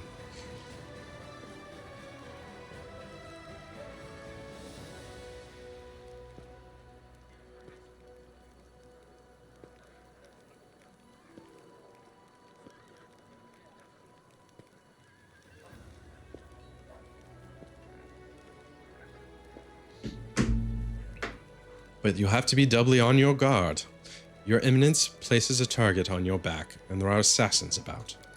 Killing a high-ranking crusader would bring a demon far more prestige than killing a common soldier. Not long ago, I stymied a few of the Spinner of Nightmares as attempts on the lives of influential crusaders, so I know what I'm talking about. Which influential crusaders did you save from the Spinner of Nightmares? I've been hunting the Spinner of Nightmares for over a year. My agents, by that time, had created a proper network. Reported to me that she returned to Nerosian. I immediately suspected that she was planning a great atrocity. By that time, I learned all too well that the Spinner was master of illusions and charms. That's why I never left the house without this. Elora takes a monocle from his pocket and puts it on carefully. This is the Eye of Truth. It allows me to see through illusions. My friend got it from the priest of Nethes. However, neither this monocle nor my network of agents were adequate to prevent the attacks, and we were nearly too late. I wanted the monocle. The Spinner of Nightmares decided to strike at the Cruciform Cathedral. They had gathered to celebrate the victory of the First Crusade. It was a great holiday, and there was a lavish ceremony at the cathedral. An influential priest, Anthocletus, was in charge of the festivities. They were intending to crown him with tiara, a symbol of high status. The sacred tiara had been replaced. The Spinner had obtained an incutilus, a sentient and rather ominous cephalopod from the other end of the world. She raised it from an elver and trained it carefully. This is all reading like nonsense. And she cast an illusion on it so everyone would see it as a tiara. The moment its shell was placed on Anthocletus's head, the cephalopod would release its tentacles and penetrate the priest's skull. Its poison would seep into his brain, and it would seize control over Anthocletus's dead body. Fortunately, we were able to stop this madness in time. I spotted the Spinner of Nightmares in the crowd, chased her down, and we ended up crossing swords on the roof of the cathedral. I nearly defeated her, but she fled upon a giant stallion, which was able to run across the air as if it were on the ground.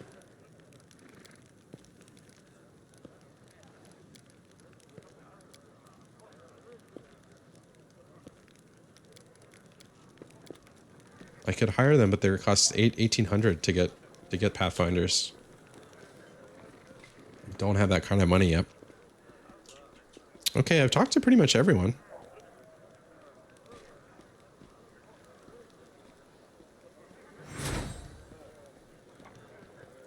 Got Soziel. Commander, a tall man with piercing yellow-green eyes gives you a brief nod.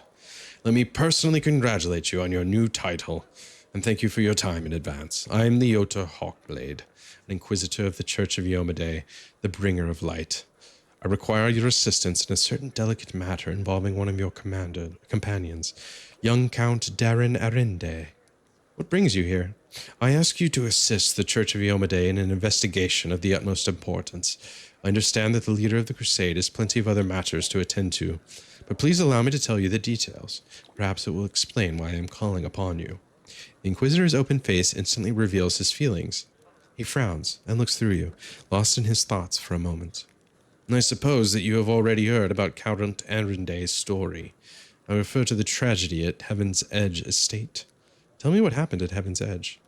About 10 years ago, several powerful demons managed to penetrate the Wardstone barrier and commit mass murder of all the guests who attended the feast in celebration of young Darren's birthday. The unknown magical disease they had brought wiped out the whole estate in less than a day. This was not a unique case in itself. The demons had attempted such raids on Mendevian lands before, but they had never targeted such a well-protected place. The Arinde family was exceptionally rich. The estate was protected by elite bodyguards. There were several strong and righteous paladins among the guests. Moreover, the revered Nestrin, Darren's tutor, was one of the most powerful priests of Yomade in the vicinity. All of them died, nonetheless, except for the young count who had suddenly manifested his outstanding sacred healing powers. Was that a divine miracle or a curse? That remains to be seen. You're going to investigate this old case again, aren't you? Yes, I am. I have several reasons to doubt the widely shared account of what exactly happened at the estate and how it happened. You see, Commander, I was among those sent to examine the estate after the incident. I saw everything with my own eyes, and I still remember it clearly, even though it feels like it happened a lifetime ago. Heaven's Edge was a unique place that I still carry the spirits of old Mendev before the World Wound. And yet on that day, it turned into a labyrinthine house of horrors, like something only seen in our nightmares. Apologies for the digression. I wanted to tell you about my suspicions. Everything about the incident seemed odd. Why was the only person left alive a young boy with a newfound talent for divine magic?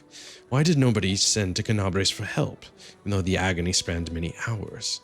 We found the demons dead with their heads cut off. When we got to the estate, how were they defeated? How did the disease kill even the paladins present at the estate who are said to be immune to any disease? If the demons had found a way to penetrate the Holy Warrior's defenses, why has this never been repeated since the tragedy at Heaven's Edge? You are the only person who can help me here, Commander, because the only living witness of those events is currently serving in your army. Your army's route will take you near the very site of the tragedy. Heaven's Edge has been abandoned and sealed with potent magic throughout all these years, and only the Count has the power to break that seal. He is unlikely to invite an Inquisitor inside, and in any case, he won't like me sniffing around his family seat. But if you, as his commander, express your wish to visit the estate, he will be obliged to fulfill it, and will simply follow you as one of your attendants. There are 100 ways, 1,000 paths, and myriad loopholes in human lives that the forces of evil can use to their advantage. I am not sure which of those led the demons to the gates of Heaven's Edge, but I do know it wasn't a simple raid, the kind Crusaders face every day. That incident involves a significantly more powerful entity, and that is why I am asking for your help. We cannot be sure that such a tragedy will not happen again until we uncover the truth.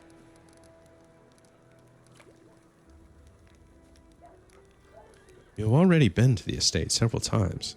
What do you expect me to find now? I was a young and inexperienced Inquisitor when I first visited Heaven's Edge 10 years ago. My skills have improved significantly since then, and I have paid dearly for that. The Otar makes a vague gesture, pointing at his scars. My arsenal includes many spells and techniques dedicated to gathering information about people and events. Almost all of them require me to be physically present in the place where the event in question happened. That is why I must return to Heaven's Edge. Why can't you just search the estate yourself without involving me? The estate is abandoned and sealed with powerful containment enchantments that not only the Count himself can lift. This is not the main reason, however. The main reason is that Count Arenday is not officially under investigation by the Inquisition, so I couldn't just break into his house even if I found a way to bypass the spells. This is a serious matter. A matter that threatens the reputation of the entire Church of Iomedae and my own organization in particular. We made more than enough unforgivable mistakes during the Third Crusade, and are still dealing with their consequences. Did you question Darren himself? Oh, your presence will give my investigation the necessary legitimacy, Commander. But there is more. In addition to getting official permission, I'd also like to bring an independent third-party investigator to the case. Someone independent but well-respected, and you fit this role perfectly. Did you question Darren himself? I did, but the Count insisted he couldn't remember anything about the incident due to severe shock. He saw the demons at the very beginning when they appeared at the celebration to announce the onset of the plague and mock their victims. They also witnessed the death of his mother, Countess Selenia. That was all he would tell me. The Otar pauses. We had found the young Count sleeping like a log on the floor in one of the rear chambers, having drunk about half the family wine cellar all by himself. There's no reason to disbelieve him on that matter. So you suspect that Darren is hiding something, that he is to blame for the tragedy. I deliberately refuse to entertain any theories or suspicions so that it doesn't affect the investigation. There is a saying among my colleagues that suspicion is the mother of prejudice, and prejudice is married to failure. I can only tell you that Count Arende wasn't suffering from demonic possession, the most common malaise in our country at the time. Prelate Haroun himself had examined the boy right after the tragedy, and he didn't seem to sense anything awry with him. Fine, I will help you. What do you need me to do? The Otar bows his head to you with exceptional reverence. Thank you, Commander. Now I ask you to speak with the Count and tell him that you wish to see Heaven's Edge. Please do not inform him of my presence right away. I will join your escort when it's time to travel to the estate. When we get there, I will also require your help during the investigation. You'll have to follow me, observing my actions as an independent witness. If you have any other questions, feel free to ask me. I will remain here for a while. Are you one of Prelate Haroun's followers? The Otar freezes for a moment, but he nods. Yes, of course. Where were you during the attack on Canabres? I was on the hunt. A very successful one, but as often happens in life, this minor success was a mere harbinger of a larger failure. If I hadn't been so far away from Canabres on the day of the attack, I might have been able to help my comrades and prevent a number of deaths. What is your opinion on his atrocities?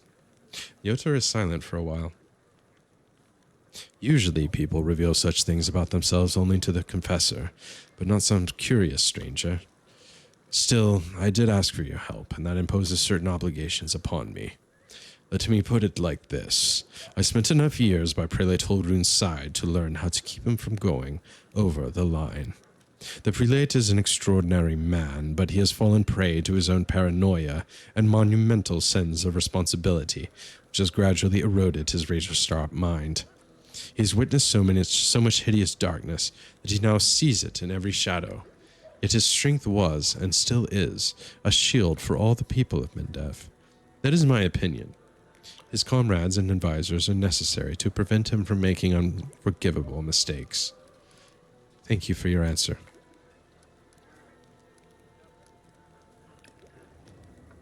Tell me more about yourself, Inquisitor. I want to know who I am dealing with.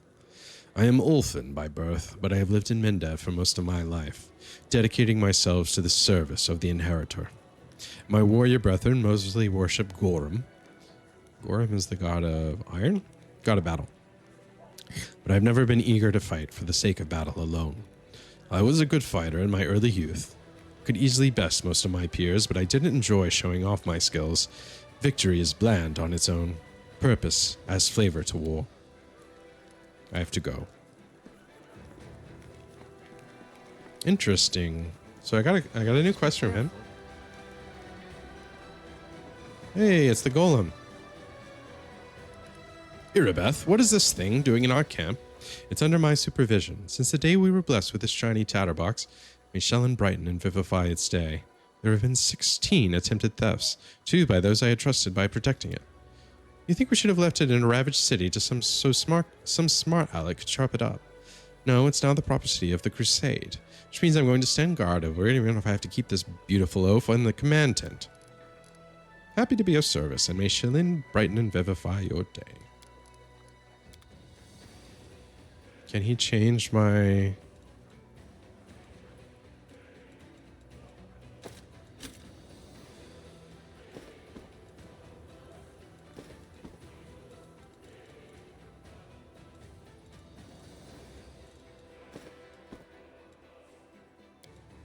Oh, I can change the color of my cloak.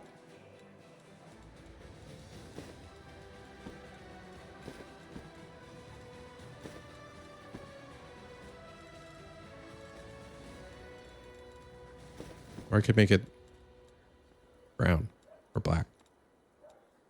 I like black. Nah, we'll go the other way. I want you to cast an illusion on my gear.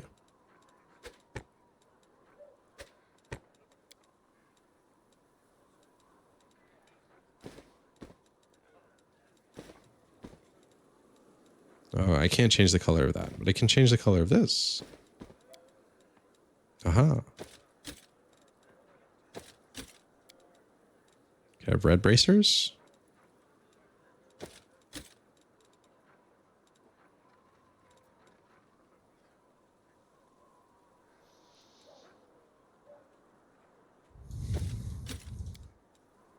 I like these. I like that color.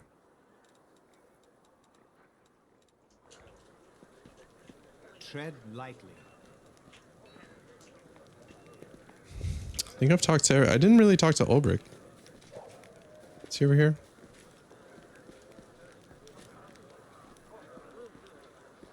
Or Nenio. Ah, boy. There you are. Very good, just in time. You will be delighted to know I need you for an experiment. So the great garrison stands ruthless. Demons are running for the hills with their tails between their legs. Mendev's queen, what's her name? It's on the tip of my... Ah, yes, Galfrey, is carrying to and fro, and all this somehow connected to you, my loyal follower. Thus far, there is no scientific evidence of your exceptionality if one discounts blind faith and divine intervention, which I do.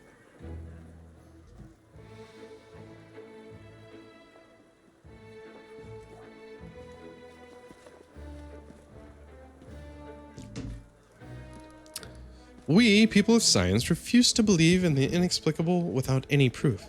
We are the ones who explain the inexplicable. Nenio punctuates her statement with an energetic sweep of her arm. And therefore, we open your mouth and say, ah, for me. Ah. Nenio peers into your mouth with a practiced eye. All right, your throat's fine. Tongue looks perfectly normal. Your breath? Smell is in line with the regular functioning of the digestive system. Now for your teeth. She sticks one hand in your mouth and probes each of your teeth in turn with the skill of a seasoned dentist. No detectable alterations. By the way, did you know that many individuals, while being wholly civilized representatives of their races, still have an amazingly powerful bite? As if suddenly recalling something, Nenio promptly pulls her hand out of your mouth.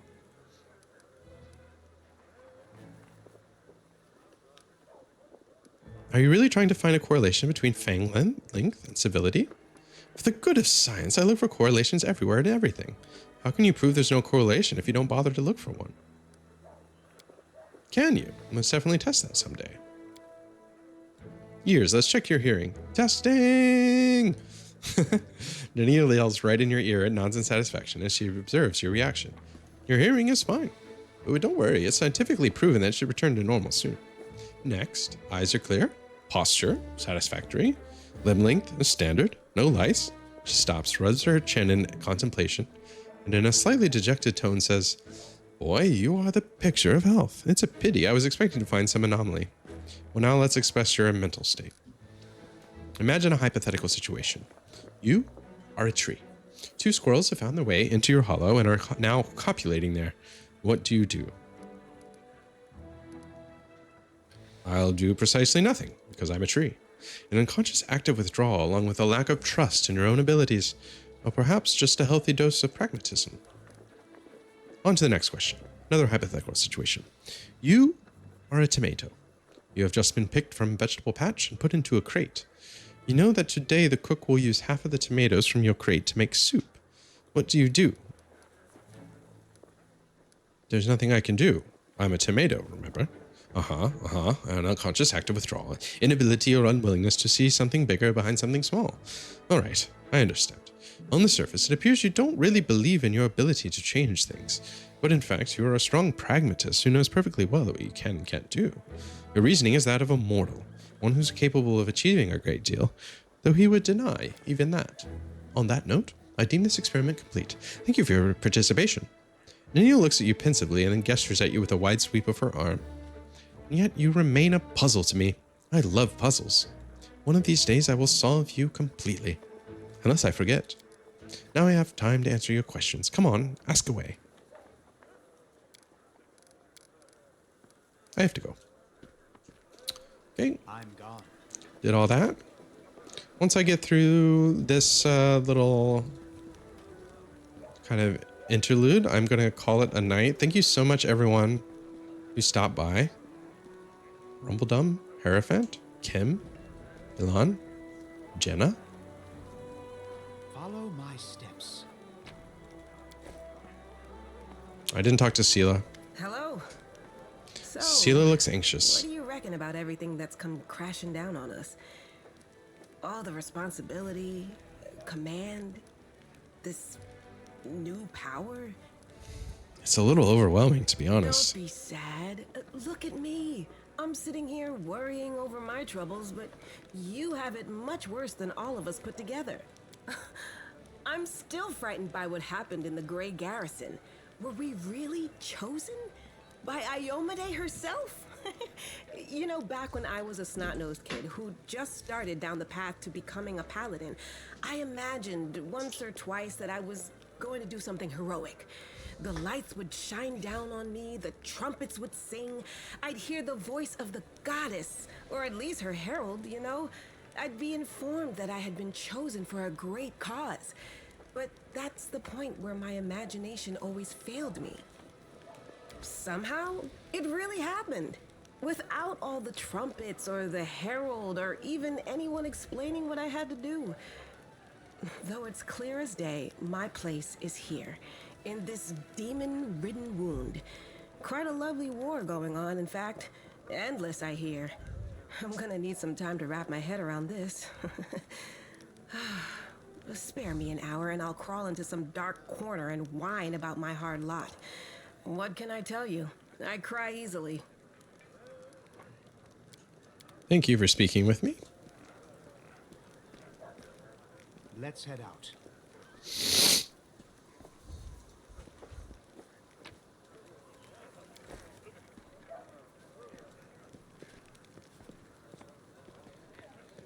anyone in the chapel tent? Perhaps. No. No one's in the chapel. Oh. Don't scare me like that, Leoder. Oh, I didn't talk to Ember. How are you handling your new abilities? Abilities? The girl tilts her head to her shoulders. What are you talking about? Oh, the tricks you learned when the big gray house blew up. They're funny. Thanks for teaching them to me. The queen gave me the title of Knight Commander and put me in charge of an army. What do you think about that? The elf focuses her wandering gaze on your eyes, smiles, and shakes her head. Don't believe titles. All of us in the world are children of the street, barefoot, hungry, scared, a step away from death. Some imagine that they're strong and rich, like gods. But don't forget who you really are, behind the title. So go! She watches with a radiant smile as I leave. Tread light. I wish I kind of want her back in my party. Maybe I can swap her out with Camellia since I'm starting to dislike Camellia. Talk to these guys. I haven't talked to Lan. What do you think would happen in the Grey Garrison? Did you feel a change in yourself? It's hard not to notice when the demons start running away from you like a flock of frightened bats. Powers granted by Yeomine to defeat demons. Lan raises his hand above his head and pensively scratches behind his single horn. Since I was a kid, I've taken whatever I've been given and used it as best I can. Anything goes when you're trying to survive. It doesn't matter where your blessings come from. We can think about that when we're old, if we live that long. But you know, this time I'm not even so sure. A divine power that just appears out of nowhere, sooner or later we'll have to pay for it. I'd like to know what the price will be. Thanks, Lan. Oh, look at all my choices up in here. I've really stuck with chaotic. I'm gone. And look, there's a big choice. Maybe the intensity of the choice.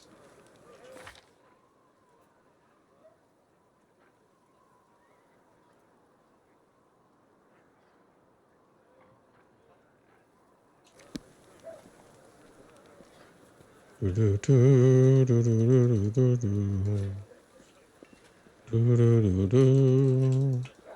don't know where Ulfric went, but maybe he's not there because he's dead right now. Here we go. There he is. So you're the war chief now. You're going to lead us to free Sarkoris from those Fae. Ulfric nods his head with respect. I felt it the moment I saw you. This one is special. Now that you'd go and get yourself a whole army in no time, that I did not expect. Well, how's your newfound power feel? Has it gone to your head yet? We're going to fight demons, not Fae. Fae, demons, angels. Ulbrich screws up his face and waves his hand in front of it, like he's trying to get rid of a foul smell. We're all the same spooks. They could have stayed in their magic-y forests, happy as a pig in mud, but no, they had to poke their funny heads into the mortal world. Hold on, don't change the subject, eh? What do you think about being war chief? Oh, this is going to be it's an odd feeling. So many people are counting on me. I can't let them down. Yes, it's a scary thing to be responsible for others, especially when you're not out picking mushrooms or taking them to war. Even if you win, some of them surely won't make it back home, and you're the one who has to bear the burden. Ulbrich runs his hand over his beard and shakes his head in thought. But I know you'll do just fine, and not because I've seen you in battle, although you are worth a whole band of warriors in a fight. I know you'll make a fine war chief because you're not thinking about power or honors. You're concerned about the people in your charge. As long as you hold on to that, you have nothing to fear. Well, I didn't just come here to flap my gums. Since I'm going to war and you're in charge, I better do this the right way. Ulbrich lowers his head and says solemnly, My blade and my life are yours, war chief. I mean, it's not like I need a blade. My talons and beak will do the trick. Saying it like that is the done thing. My talons and beak are yours. Just doesn't have the same ring to it. There's something else. I can already see things are bad, but the tale of all of Sarkoris burning down and its people dying out? I'm sorry, I don't believe those. It can't be true. We're not the kind of folks to be snuffed out just like that. I have kin in a village not far from here, Truntlin. Let's go there and talk to them, and have them fill us in. They're smart folks. Perhaps they'll help us in battle, too. Together we'll clean up Sarkoris before you can say, Aroint ye foul creatures. Ulbrich bumps his fist into his palm with a chuckle of bravado. All right, I'll go prepare for the road ahead. Take care, war chief.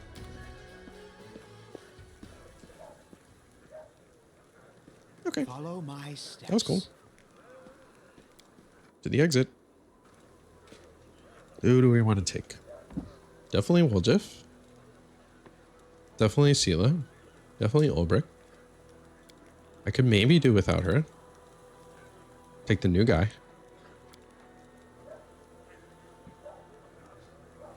He's a cleric. I have a cleric.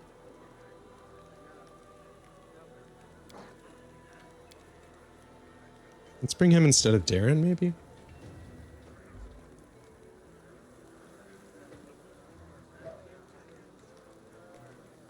And bring Lan?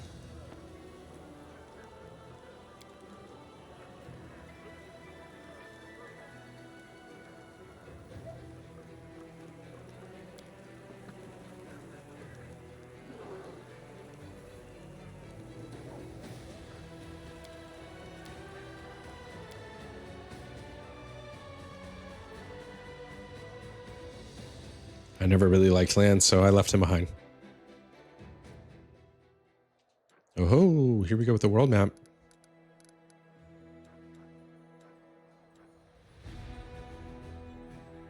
Yeah, let's take Soziel to the cemetery. You can now control armies. Winning battles against demon forces provides a number of benefits, such as resources to help your economy, relics, which can be turned into powerful new items, captured enemy fortifications that previously blocked the advance of your party and your armies. These fortifications can be rebuilt into forts for your own troops.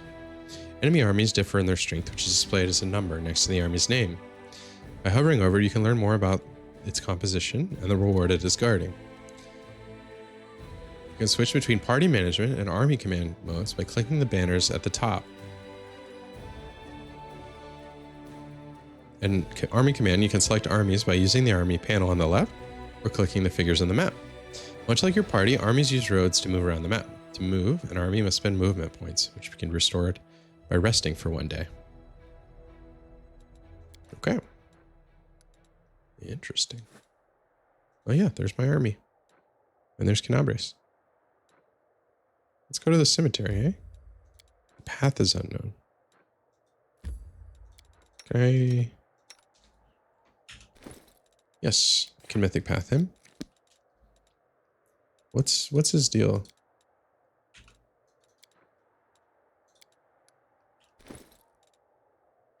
Just straight up cleric. He gets a glaive. He's got pretty high constitution and strength.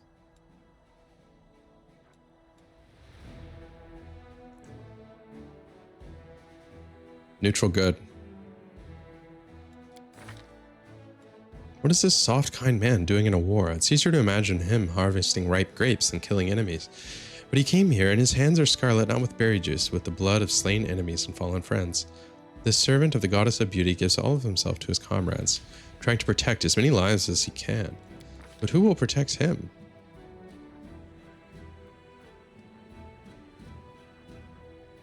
He's awesome.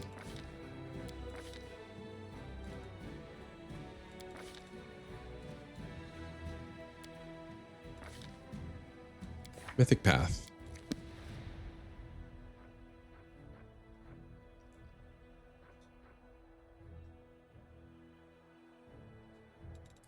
So for a cleric,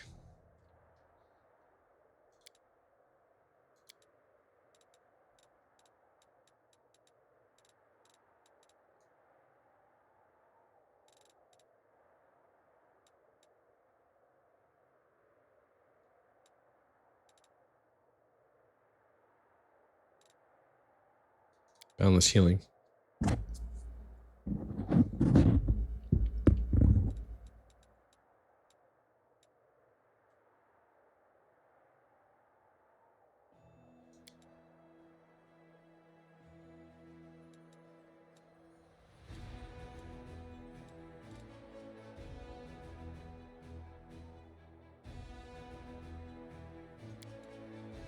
Also like this too, because his buffs will last longer.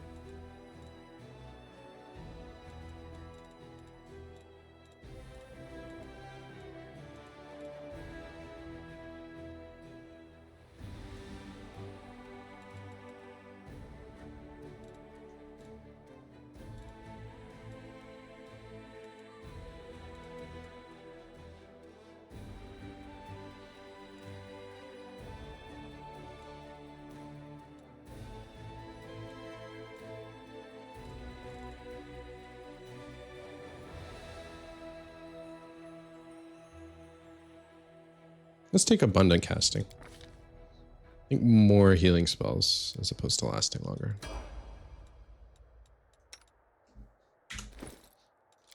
Olbrig.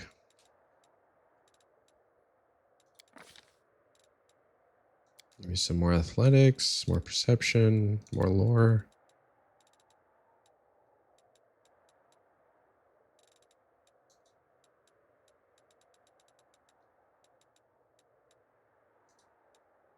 Mobility. Strength. Okay, just kind of an in-between level for him. But he can get his mythic path. There was one that, yeah, natural attacks ignore damage reduction. Master Shapeshifter.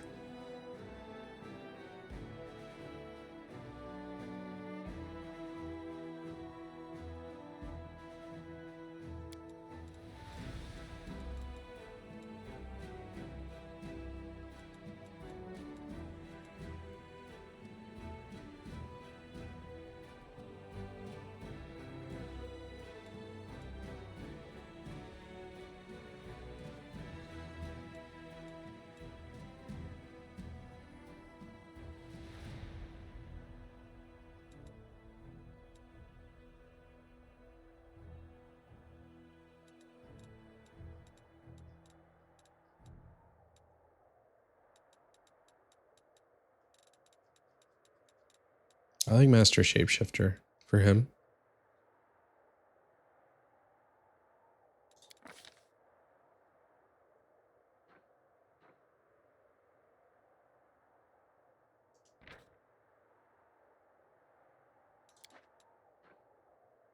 Although is it not considered? It's considered supernatural.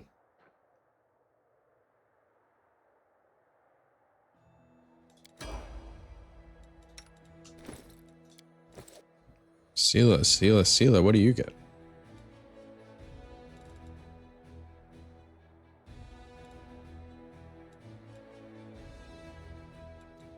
She needs more religious knowledge.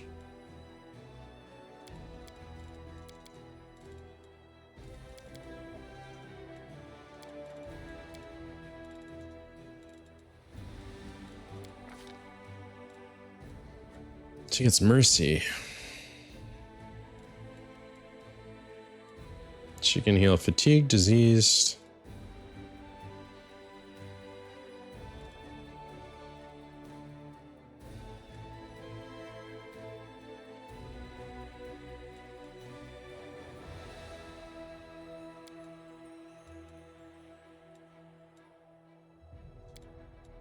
Yeah, let's get rid of diseases.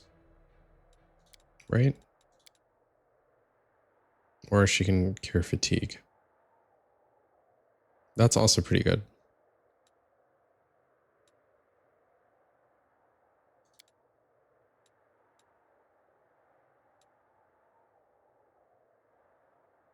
Or she can heal fright.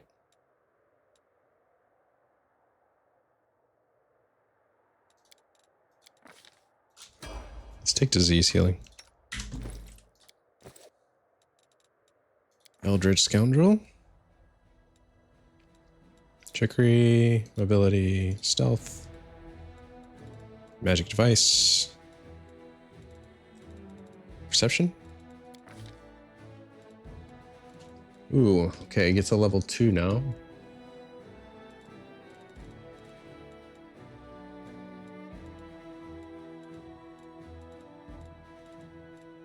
Expeditious Retreat. That's good for a thief.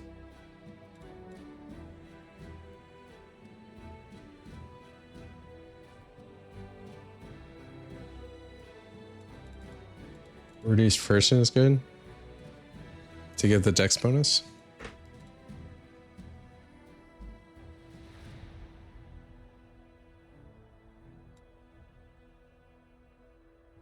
Or you could take Vanish.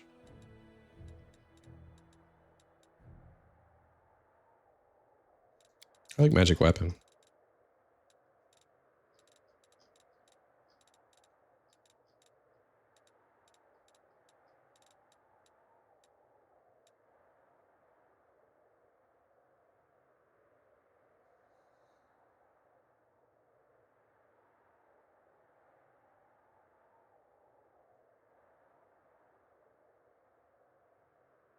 Hmm.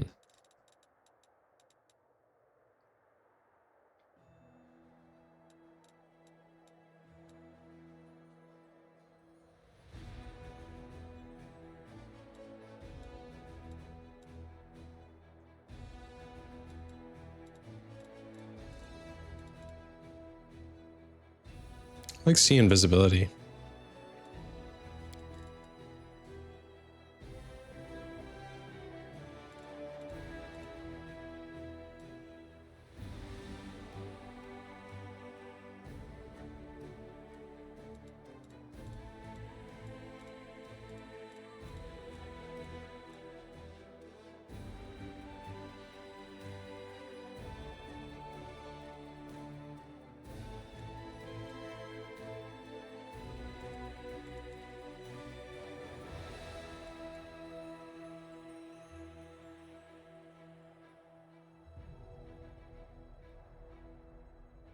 Hmm.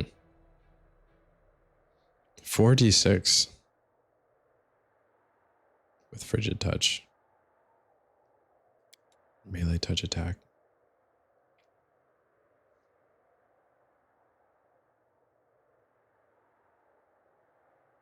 Like frigid touch.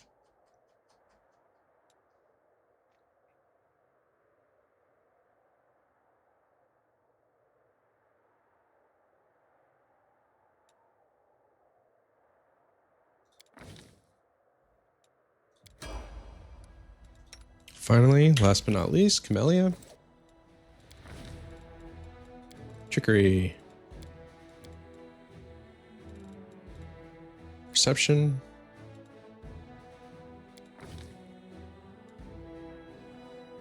She picked up Cure Moderate.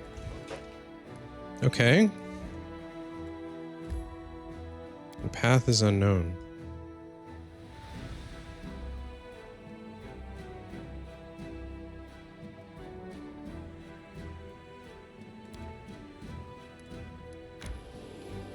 Oh.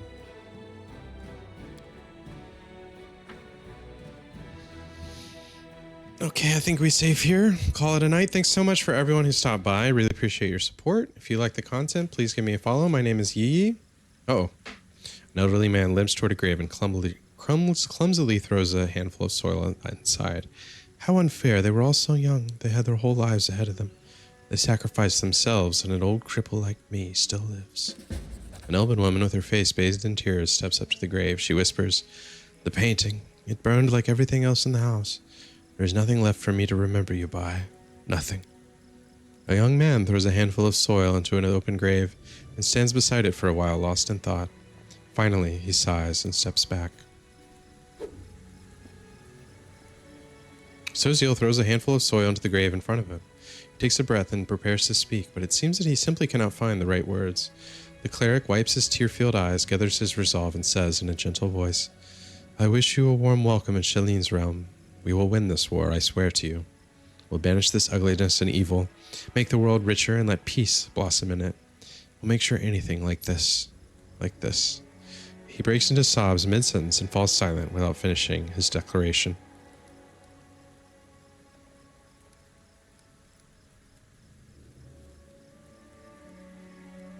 Thank you for everything you've done for us.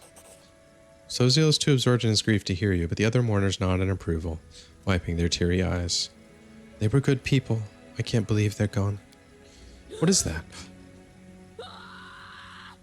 A corpse climbs out of the ground, wafting a horrible stench from his rotting body. It's a zombie! Run! Oh, it's a bunch of zombies.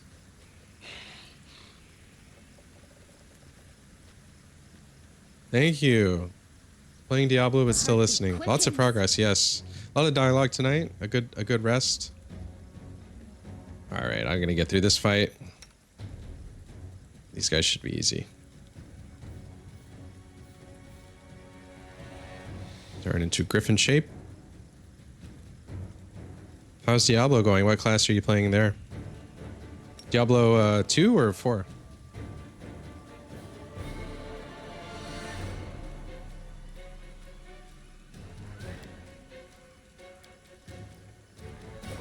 The light Diablo 2. Nice. I really want to get the remaster. Ooh, Sozio has cool spells. Bit of luck. Let's take a prayer.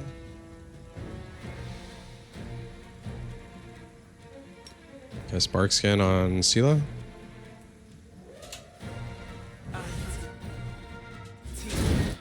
Oh, this might be a harder fight than I bargained for. Maybe I'll reload then.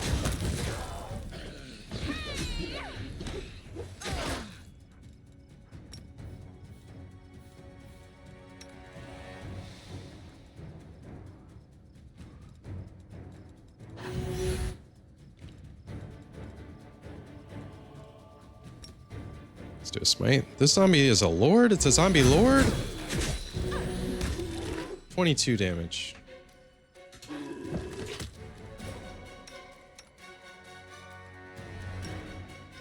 I definitely need to put grease down.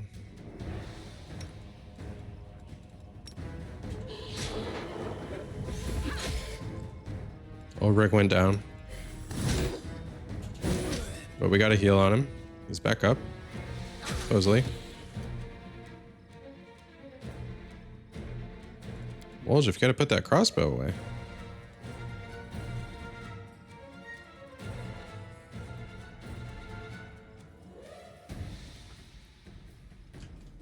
Time to share your treasures. Didn't really get much opportunity to buy any potions. Oh yeah, no pre-buffing.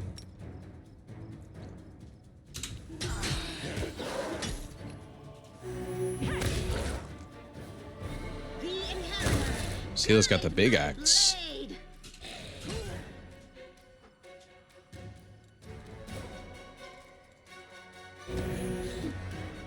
Looks like we're doing pretty well.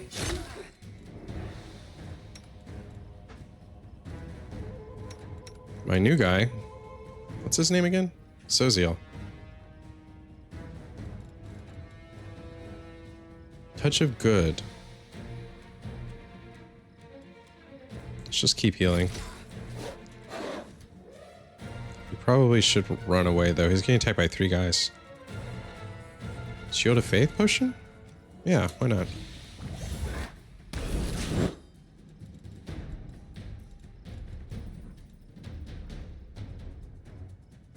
Okay. Let's go for the zombie lord over here. Cover me, all right? Although there's more coming out of the ground. I don't like that. I thought this would be an easy fight.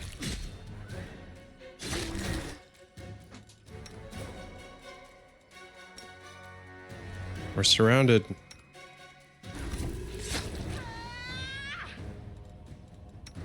Well, luckily Sela is cutting through them like butter. She needs to do a smite on this zombie lord.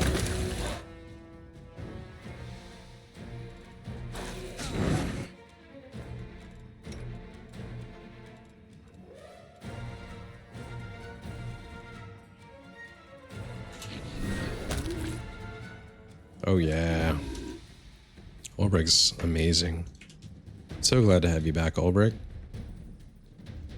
How does this game compare to BG3 in your opinion?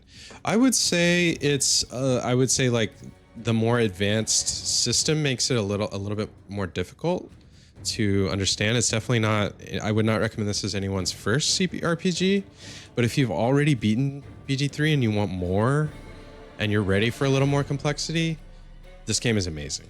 Like the story, I mean, it's every bit as good quality-wise.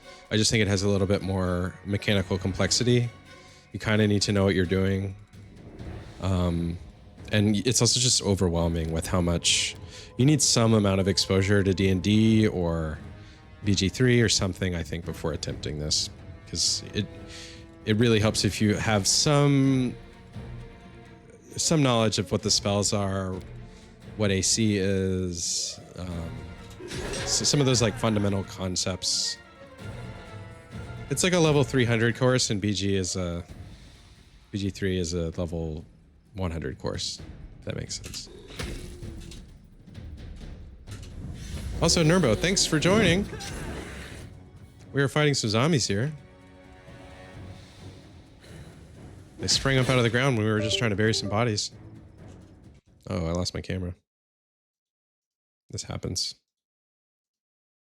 Fear not. We're back.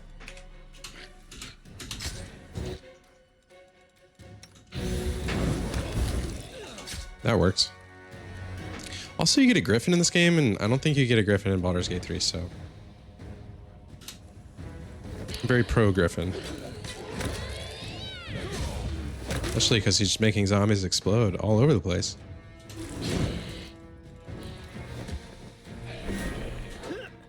Okay, Celia. Let's have Celia hit with the Smite Evil. Oh no, he's almost done. We're gonna win. Yes.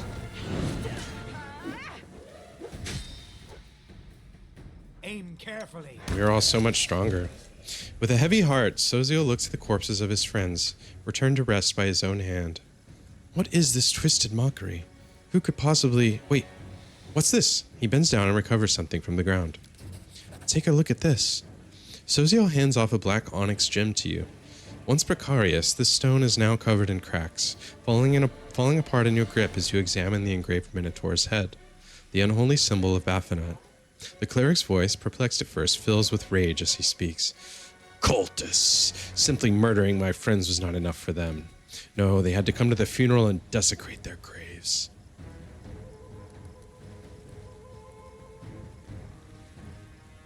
I'm sorry you had to go through this. Thank you. I already said goodbye to them. Seeing them again in that form? Shalene is my witness, it was not easy. Wait, the townspeople fled the undead without knowing they have a traitor among them. Wherever they are, they're in great danger. We must find them. So the quest begins. I'm going to go ahead and save there. Thanks, guys, so much for coming to another night of Pathfinder Wrath of Righteous. I will be playing every night this week from 7 to 10, 11, however late I want to go. If you like the content, give me a follow. You can find me on YouTube as well, and we also have a Discord. With that, I will wish you a good evening. Thanks so much.